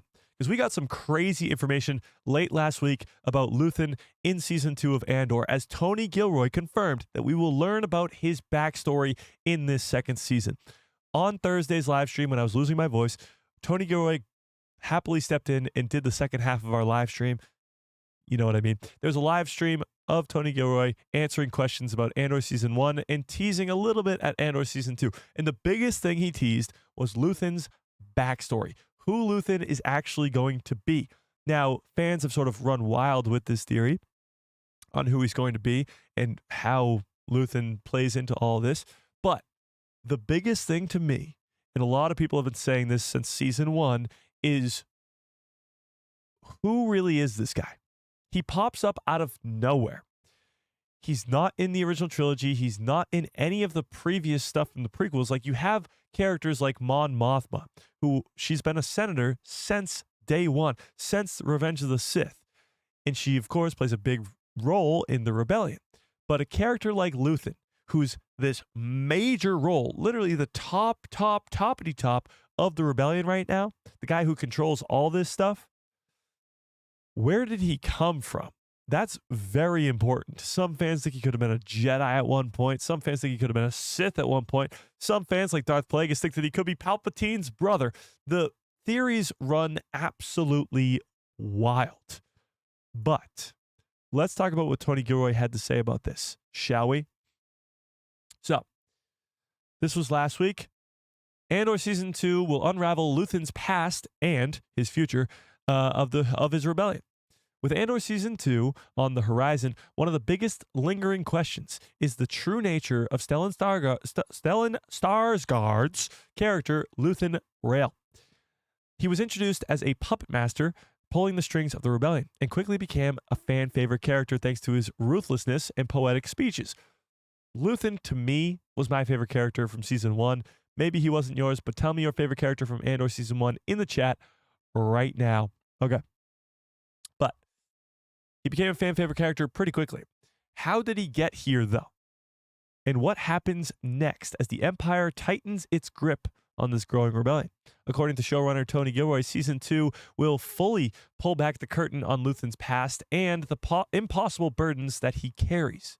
In a live Q&A on the official Star Wars YouTube channel, Tony Gilroy explained that the character took shape in the writing process. So this character was almost well, he puts it here. He needed an organizer. He needed a recruiter. He needed this character to be the piece that pulled Cassian into the rebellion. What he didn't realize was that Luthen was going to be created and that this character would become a fan-loved character, and Stellan Skarsgård would have such a great performance that fans would want so much more. Rose, what's up? How we doing? But let's talk about this. So this is what Tony Gilroy had to say. This is the same as with any character. I think the easiest thing I can say is imagine that you just have a pencil and a piece of paper, and you're going to start to draw someone. I need an organizer. I need a recruiter. I need someone who was at the center of something, the early goings of this rebellion. I needed a new mysterious character. What would he be like? What's a cool job for that? What's the kind of job that gives you access to all kinds of things and all the plugs on Coruscant? Oh, God. What if it's a gallery on Coruscant? And, of course, we'll talk about the gallery in a second, how cool that makes this character with connections to Naboo or Sith holocrons and Jedi holocrons. But we'll get to that in a second. And what if it's an antique gallery? And then you just leads to all kinds of things. Well, he needs a sidekick, doesn't he? And then Clea, of course, and it goes on from there. In Season 1, Luthen has a monologue in which he talks about how he sacrifices, how his sacrifice for the cause is his humanity, and uses the tools of his enemies, saying, I burn my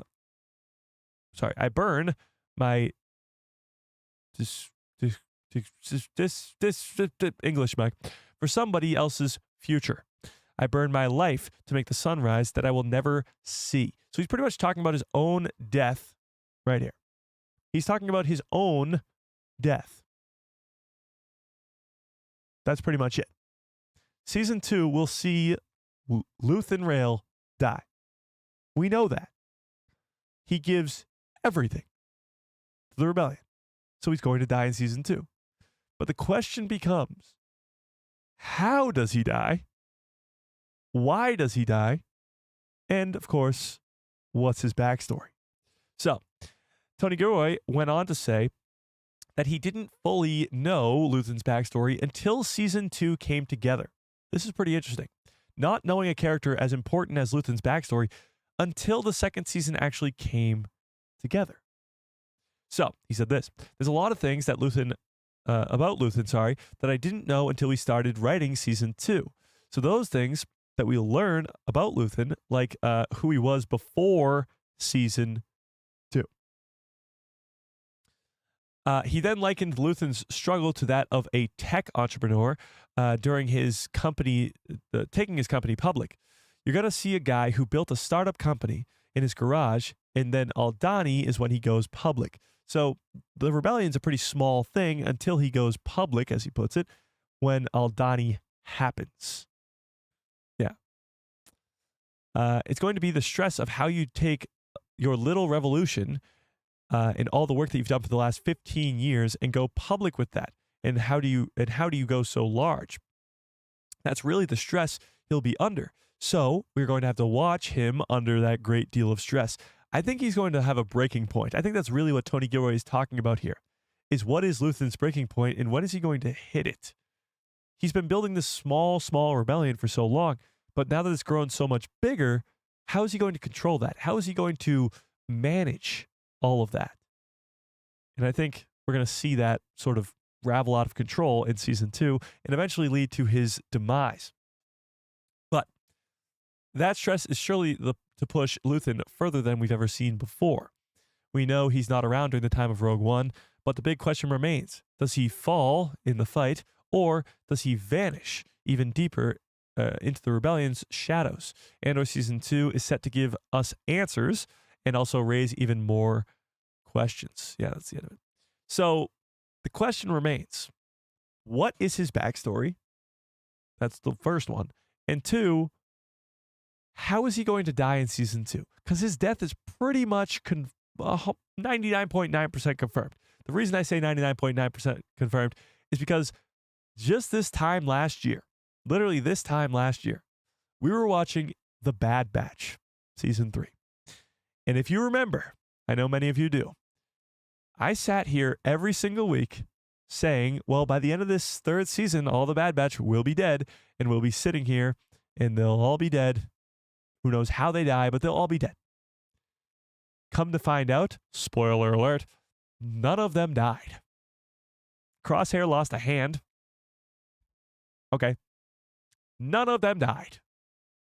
Only Tech, who died in the previous season, but that was already happened. So none of them died. So when I say 99.9%, I mean, yes, I think Luthen will die in season 2, but there's always that crazy possibility that he won't. I mean, stranger things have happened, but you'd have to explain where he's been during the time of Rogue One and the original trilogy, which I think is far too difficult to do. And we just talked about how his whole monologue in season 1 was how he gives everything to the rebellion, including his life. He's building something for, how does he say it? Hang on. I burn my life to make a sunrise that I will never see. He knows that his death is going to be an important one, and that what he's creating here is so important that even though he won't see the sunrise that he's creating, it's worth it. So his death will be a very meaningful one. But how does that work? What is a meaningful death for such a big character like Kino Loy? I mean, sorry, not like Kino Loy, like Luthen. My mind is in a million places. Like Luthen. What big death will happen for this character? It will likely be in the last arc, I'm going to guess. Whatever the final arc of this second season is. Much like Marva's death was a big proponent for season 1, I think Luthen's will be in the second season as well. But Luthen's trying to build up Cassian as a leader in the rebellion. The guy who the rebellion trusted with the most sacred mission for the rebellion, to get the plans for the Death Star. That was the most important mission of the rebellion, and they chose Cassian Andor to lead the mission. How does he go from just joining the rebellion to the most important piece of the rebellion? Well, that's what season 2 is going to be all about. And I think what's really going to happen is Luthen trains him in the ways of being a leader. Even in the trailer. Let's pull it up here. Even in the trailer. Started. Imperial ships are already... where he says, shit. Here. So it has to be all in. Nobody's allowed in here. Are you thinking like a thief? I'm thinking like a soldier. Think like a leader. So he's saying, you're thinking like a thief, I'm thinking like a soldier, think like a leader. I think this second season is almost going to show us a lot of Luthen training Cassian to become that leader so that he takes his role inevitably. And it's almost like a master and apprentice type deal that we're going to be seeing in this second season, which is so cool. But having said that, what makes for a good death for the leader of the rebellion, for a character so great as Luthen? They have to have a great ending for his character. Now, if Star Wars can pull off anything well, it's a character's death, and a meaningful one at that. I mean, they do it so many times over again. I think Dave Filoni is probably the best at doing so, but making a death of a character meaningful. We get so attached to these clones that we only know for so little time in the Clone Wars, and yet Dave Filoni makes their deaths feel so emotional and powerful. A character like Luthen needs to have a sad end. Yeah. Fearless says, oh my God, what if something happens to B2 and Andor puts his mind into K2? Oh, so you're talking about transferring B2 into K2? I don't think so. I did like that theory at one point, but now I think because, I mean, we've seen Cassian talk about it, K2, and B2 are very different personalities, so I don't think it would really work, but yeah. Yeah. There's also the theory about Nemec. What's the theory about Nemec? What's the theory about Nemec?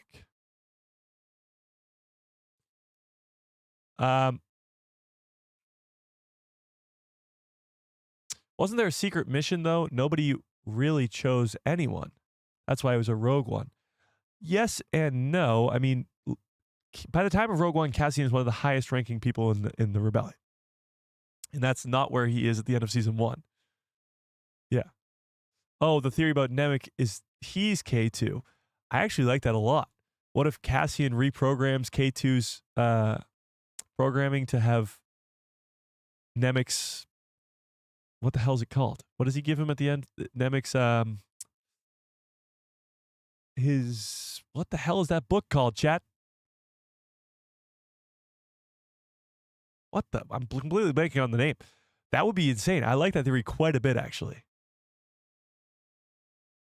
Remember Aldani, he says climb too.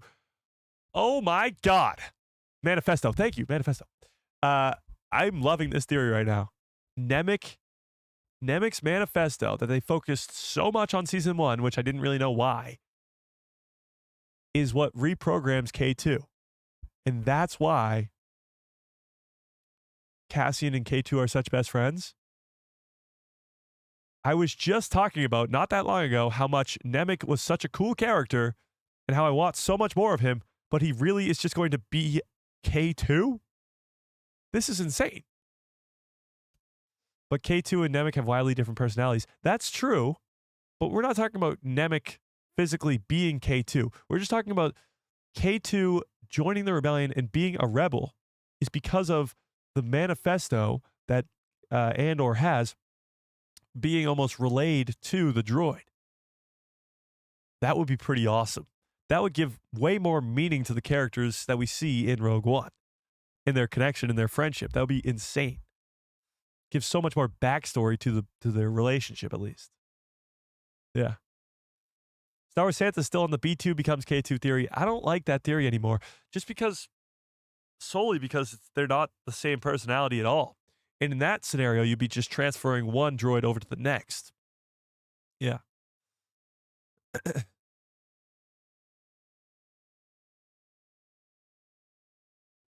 Yeah. Think like a leader. Think like a leader. Stellan Skarsgård is such an underrated actor. But having said that, Luthen is going to have to die in season 2. I mean, it's an obvious one, but getting his backstory. So let's talk about the backstory. We might not know how he's going to die.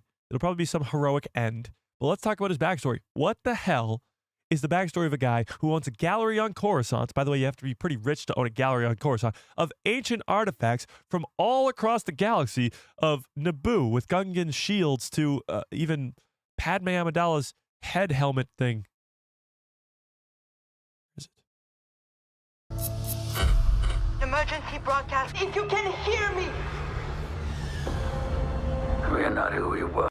Padme Amidala's head helmet thing right here on the right. Like, Starkiller's mask, which of course probably isn't Starkiller's mask because Starkiller's not canon, but Sith holocrons, Jedi holocrons. How does a guy attain all that stuff? What's his backstory? Who is he? I'm asking because I love the Jedi theory because he's very much like he thinks like a Jedi, he acts like a Jedi, he feels like a Jedi. But the fact that he doesn't wield the Force, obviously maybe he's hiding it, I don't know. But I would venture to guess that the Empire, who's hunting down Jedi, would recognize that one of them is on Coruscant and a leader of the rebellion. So to say he's a Jedi, I think the Empire would have found him by now, especially when you have Vader and the Inquisitors hunting down Jedi at this point. I don't think he's a Jedi. However, what is he? What if Luthen was one of Padme's guards? Interesting. I do like the Naboo connection. Having this head helmet thing there and having the Gungan shield there. There could be a connection to Naboo for sure. Yeah. Jedi are the keepers of the peace. Luthen does not want peace. That's true, but a lot of Jedi after the fall of the Jedi Order did not really, follow that rules anymore. Luthen finds artifacts for Palpatine. Interesting. That'd be wild. He acts more like Anakin when Anakin met Tarkin. Yeah, kind of. Tarkin could be in season 2 too. Excited to see Yavin 4 again? Oh yeah. Yavin 4 is going to be incredible. Frozen in carbonite? You think he'll get frozen in carbonite? That would be so cool. Luthen Amidala. Well, we do know his last name and it's not Amidala. Maybe he changed it. I don't know. It's a good theory. I like that.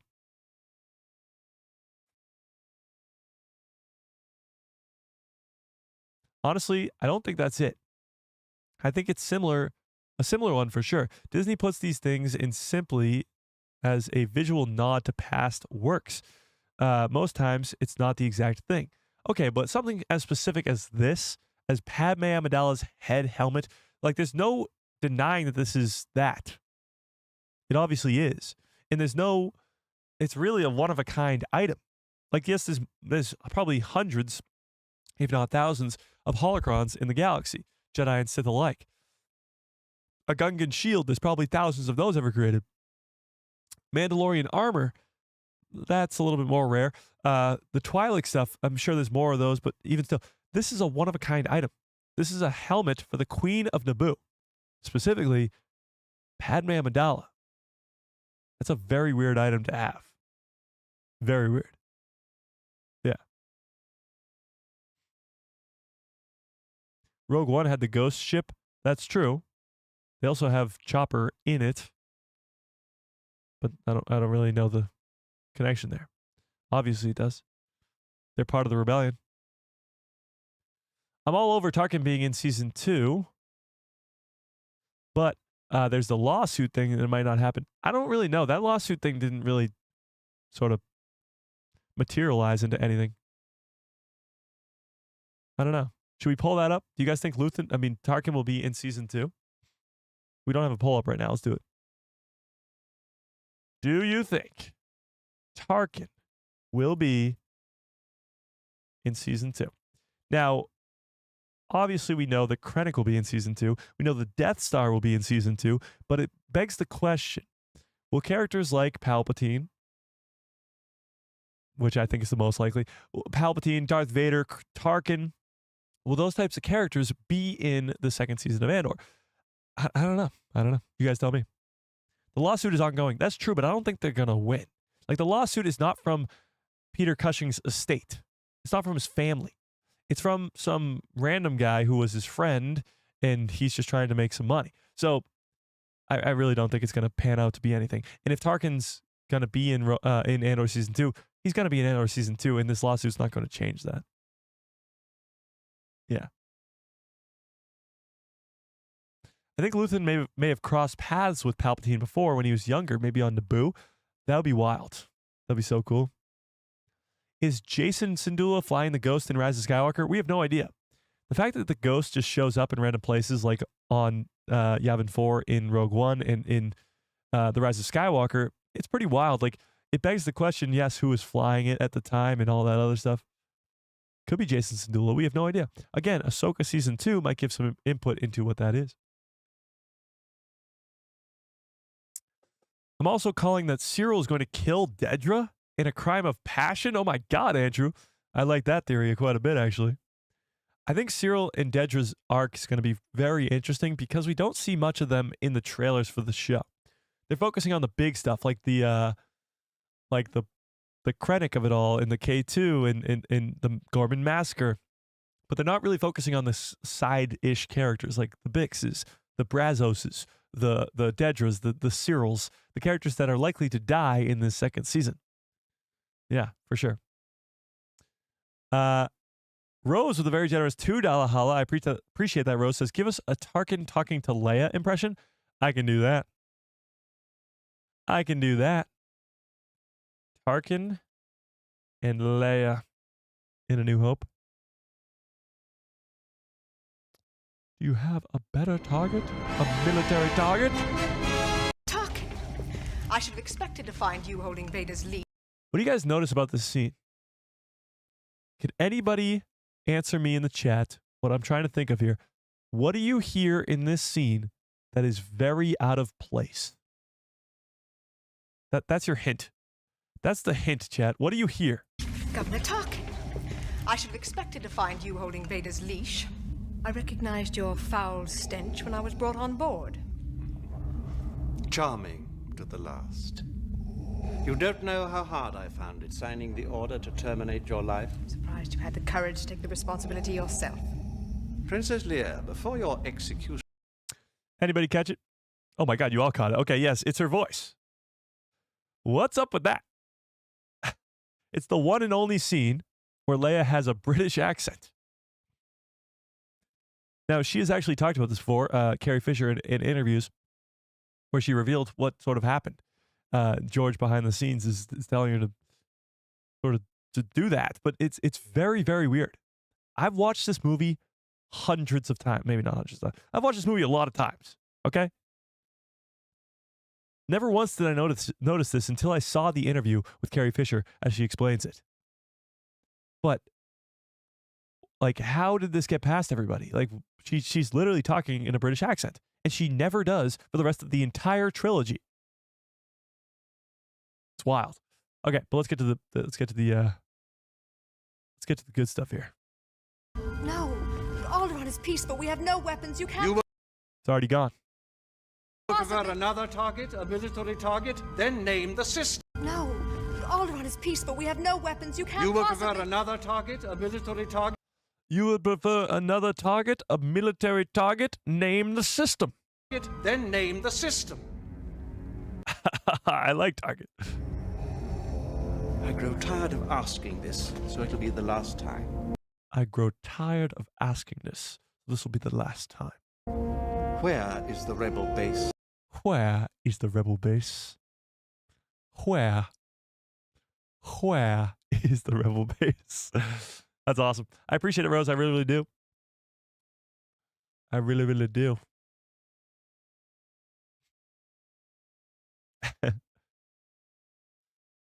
Yeah.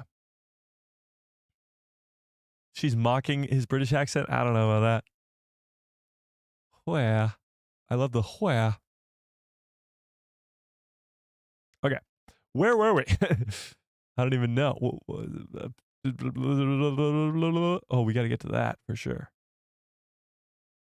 We got to get to that before we get out of here. Okay. So this is very off topic.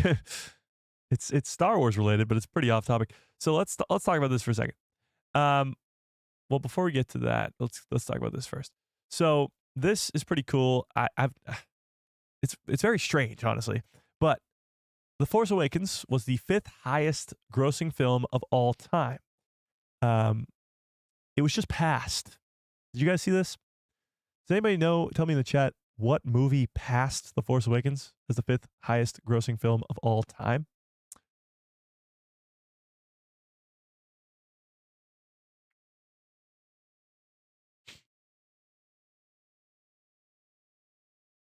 You haven't seen A New Hope in years? Go watch it. Deadpool and Wolverine? No. No.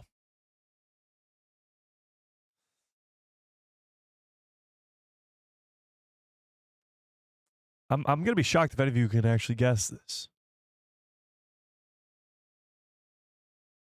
Yeah, can we hit a freaking like on this stream? God.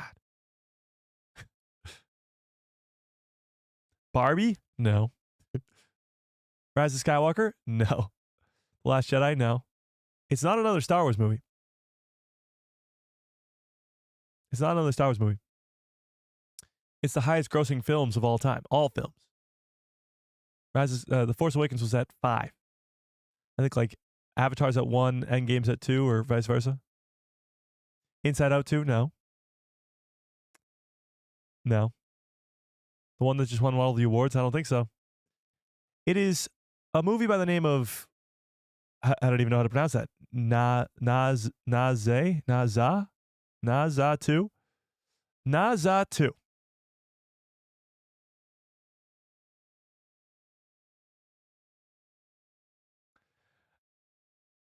What? What is that? What the F is that?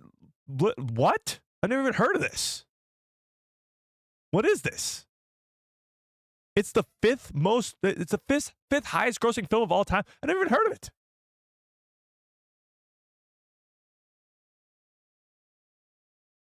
Let's read this. Naza 2, the Chinese animated sequel that's been taking the global box office by storm since arriving in theaters back in January, has now passed another major global milestone. Having already outgrossed Marvel Studios' Infinity Wars and dethroned Inside Out 2 as the largest animated film of all time, Naza 2 is now taking a whopping $2.085 billion worldwide and taking The Force Awakens' spot as the 5th highest grossing film ever in the global box office. Ever. The fantasy adventure is expected to climb as high as $2.1 billion by the end of its theatrical run in China and is still awaiting to release in Indonesia, Japan, and several European markets. This should give the movie another significant box office boost. But can it earn enough to pass Titanic at $2.264 billion and enter the top 4? Well, I don't know about that. That's insane. So this is the top 4. Avatar, Endgame, Avatar 2, and then Titanic. So it's at number 5 right there. Naza 4. And then Force Awakens, Infinity War, No Way Home, Inside Out, and then Jurassic World. So that's insane. The fact that I never heard of it, I was like, okay, I don't hear about a lot of things. But the fact that you guys are like, what? is weird. The 5th highest grossing film of all time. That's wild. But it just dethroned The Force Awakens as number 5. So The Force Awakens is now number 6. But can the Mandalorian and Grogu movie, the next Star Wars movie, dethrone that? I'm very interested to see what you guys think about this. How successful do we think the Mandalorian and Grogu movie will be in theaters? Not only is it the return to Star Wars in 7 years in theaters, but it's also the Mandalorian and Grogu. Look down there on your shirt right now. It's the most popular character that Star Wars has had, maybe even ever, with Grogu. Baby Yoda, if you will. That's going to draw fans to go see it in the movie theaters. That's going to draw so many little kids and parents to bring their kids to go see this movie in theaters. So is it possible the Mandalorian and Grogu movie could become the highest grossing Star Wars film of all time and one of the highest grossing films of all time? I don't think it's that impossible, especially if it's a good movie. If it's a good movie, think about it. The Force Awakens is the 5th highest grossing film of all time, 6th now, because it's Star Wars and because it's Star Wars' return to the movie theater after 10 years. Obviously, you got Luke and Leia and Han coming back, but even still, this is Grogu and Din Djarin, and hey, who's to say Luke, Leia, and Han aren't going to be in this movie as well? So it's possible, if the movie is good, and of course the draw of Din and Grogu, and maybe even if Luke and Leia and Han are in the movie as well, that draw could easily put this movie over $2 billion. Easily. But again, it has to be a good movie. You know, it has to do all that other stuff. Yeah. Okay. But talking about the Mandalorian and Grogu movie, we got to talk about this before we get on out of here. Katie Sackhoff plays coy with the possibility of her character, Bo-Katan, being in the Mandalorian and Grogu movie. So a lot is riding on this movie, of course, being the first movie and since The Rise of Skywalker in 7 years. But a lot is riding on it because we don't know what's going on. We don't know if Katie Sackhoff's Bo-Katan will be in it. We don't know if Boba Fett will be in it. We don't know if Luke, Leia, and Han will be in it.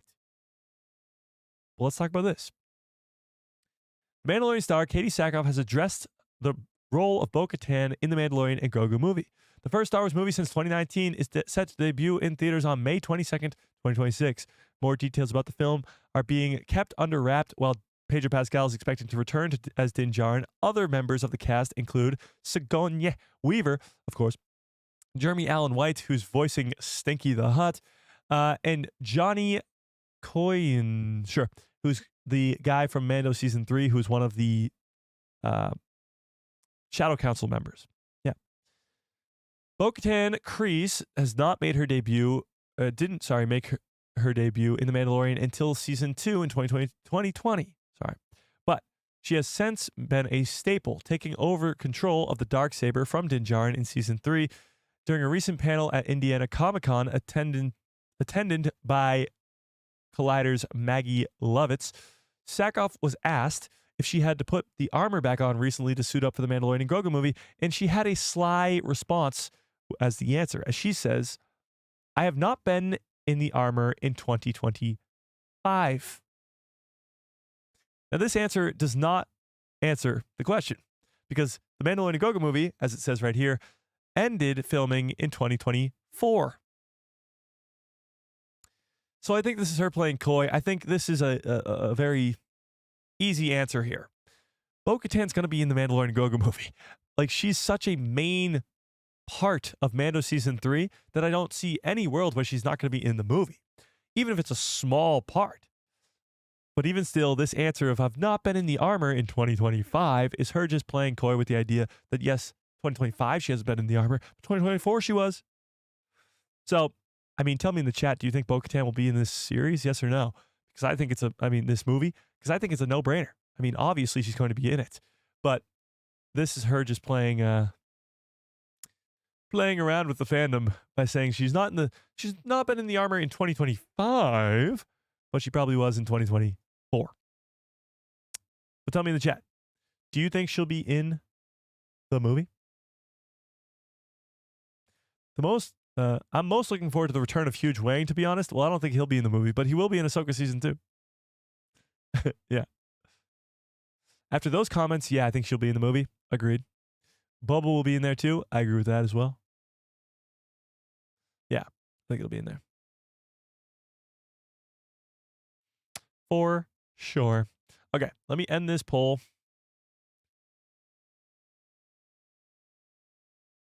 Star Wars Santa says, "I'm pretty sure Katie is not in the Mandalorian and Grogu movie."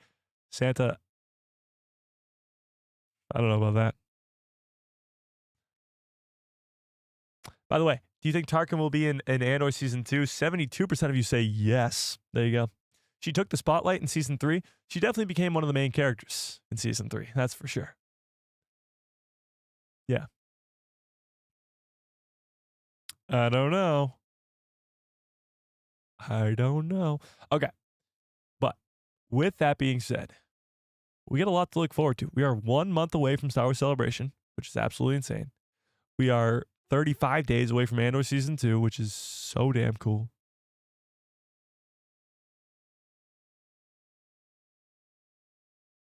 Wait, what?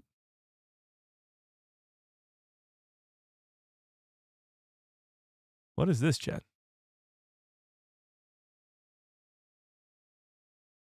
The Acolyte was canceled too soon, and I have the numbers to prove it. What is this? Chat?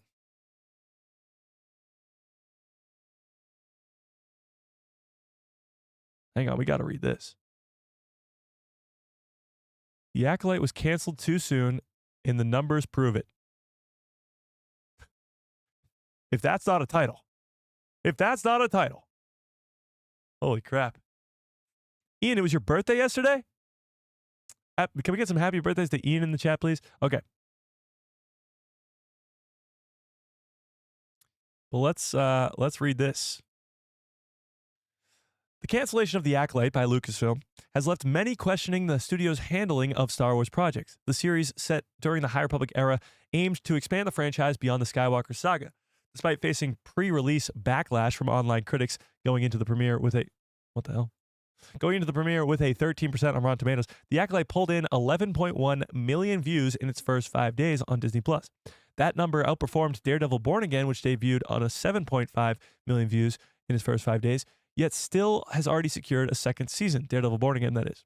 The decision to cancel The Acolyte appears premature, as new data shows the show remains on high demand across multiple markets. What are they talking about here, Chad? So I get it. Yes, it had a better premiere, but let's see what they're talking about. The Acolyte shows strong demand despite being canceled. Initial reports suggest that The Acolyte struggled to meet expectations, hence its cancellation. However, third-party data from Pirate Analytics tells a different story. The show generated 20.4 times the demand of the average series in the United States. What? Only 2.7% of all shows on the market reach that high a level of engagement. Well, it is a Star Wars show. So keep that in mind. This suggests that The Acolyte has an active and engaged audience, even as the review bombs attempt to sabotage its reputation.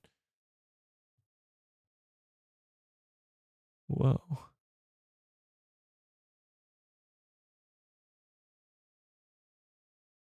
When is this from? Because this says The Acolyte has 20 times the demand of the average TV show in the United States in the last 30 days. Is that the last 30 days? Like the last 30 days now? What are we talking about here, Chad? The Acolyte ranks among the top 2.7% in TV shows in demand, yet Disney canceled it. Okay.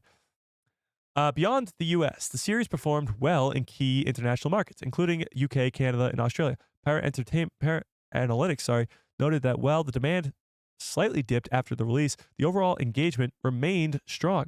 Fans continued discussing the show on social media. That's definitely true, keeping it in the spotlight for weeks after its debut. Okay.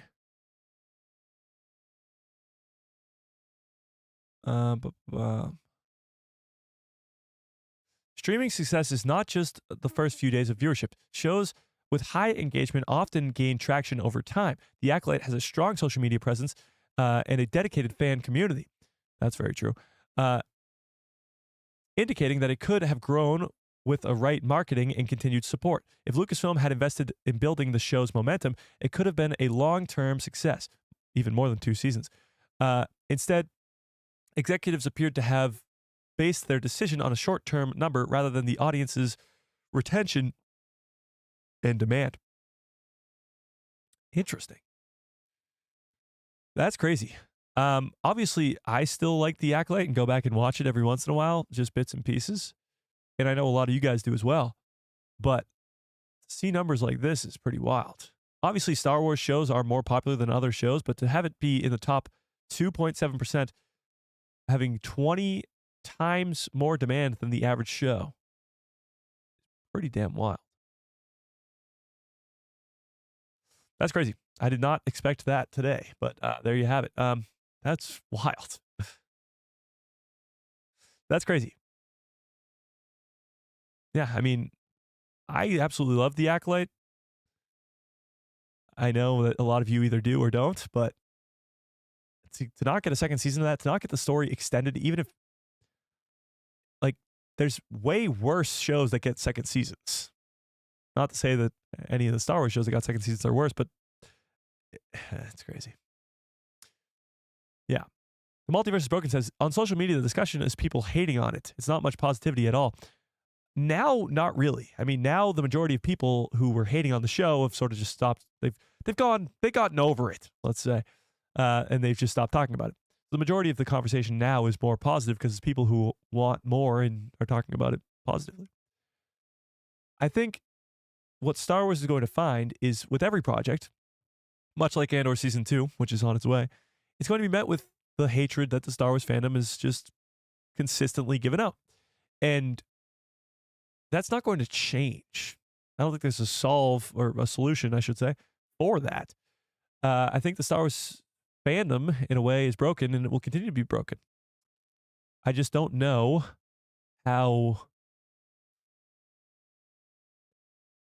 to fix it, I guess. I mean, Andor Season 1 is going to be the same way that Andor Season 2 is met, with bricks and screws and bore and all that other stuff. So, not enough aliens, AK-47s, like it's going to be the same thing over and over again. The Acolyte got that. Ahsoka got that. The Mandalorian Season 3 got that. Skeleton Crew didn't get it, but that's more so because of the viewership numbers, I think. But we'll see. Yeah.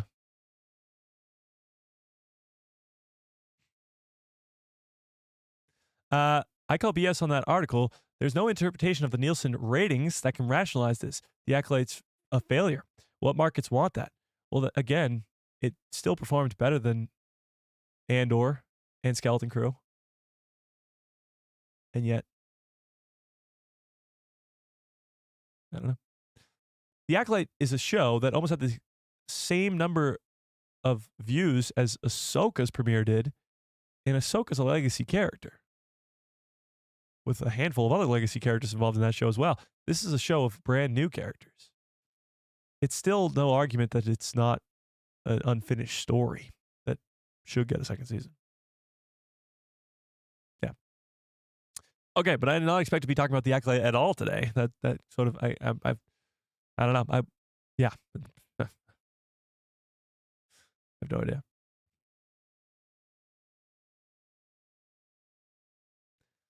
There you go. Okay. But with that, The Acolyte. Andor Season 2 is 35 days away. Star Wars Celebration is 1 month from today. And we're going to get a ton of announcements for that. Watch out for a short later on today, actually in an hour from right now at 5 o'clock. It's one of my favorite shorts I've ever made. It's the Harrison Ford broccoli story. If you don't know what that is, just... It might be the funniest joke I've ever heard. Like, it's so funny. But you got to wait for it in an hour. So watch out for that short. I'm very happy to say that my voice is pretty much back. I do feel it strained right now just from talking for 2 hours, so I'll have to go rest it for a while. It's really annoying when you're pretty much your job is to talk and you can't. But we did have Samantha step in and co-host on Saturday's stream. That was a lot of fun. First ever co-host. That was a blast. And I know you guys liked her quite a bit. Maybe a little bit more than me, but that's okay. You're stuck with me. So, smash a freaking like on the stream if you have not already. Hit that subscribe and hit that bell so you get notified every time I post a video. And my pretty face will show up in the recommended feed of yours. I appreciate you guys so much more than you will ever know. Huge shout outs to Darth Plagueis Lives, Rose, and Mind of Lucas for the very generous gifted memberships and super chats as well. I appreciate you guys so much more than you will ever know. Smash a freaking like on the stream, hit subscribe, and hit that bell so you get notified every time I post a video. We have 71 likes. We got 80 plus people here right now. Smash a freaking like on your way out if you have not already. And yeah, thanks. I appreciate that. Yeah, my voice does sound a lot better. Bring back Sam. We will. We will eventually. Yeah. Okay. But until next time, may the force be with you. Always.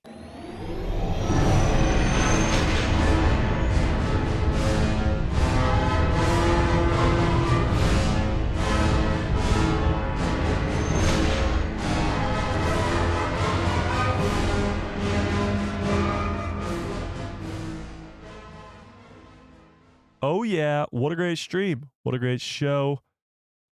this was a fun one. I mean, I did not expect that acolyte surprise at the end, but I mean, a surprise to be sure, but a welcome one. Andor season 2 is in 35 days. Star Wars Celebrations in 30 days, or 31, I guess, but in a month.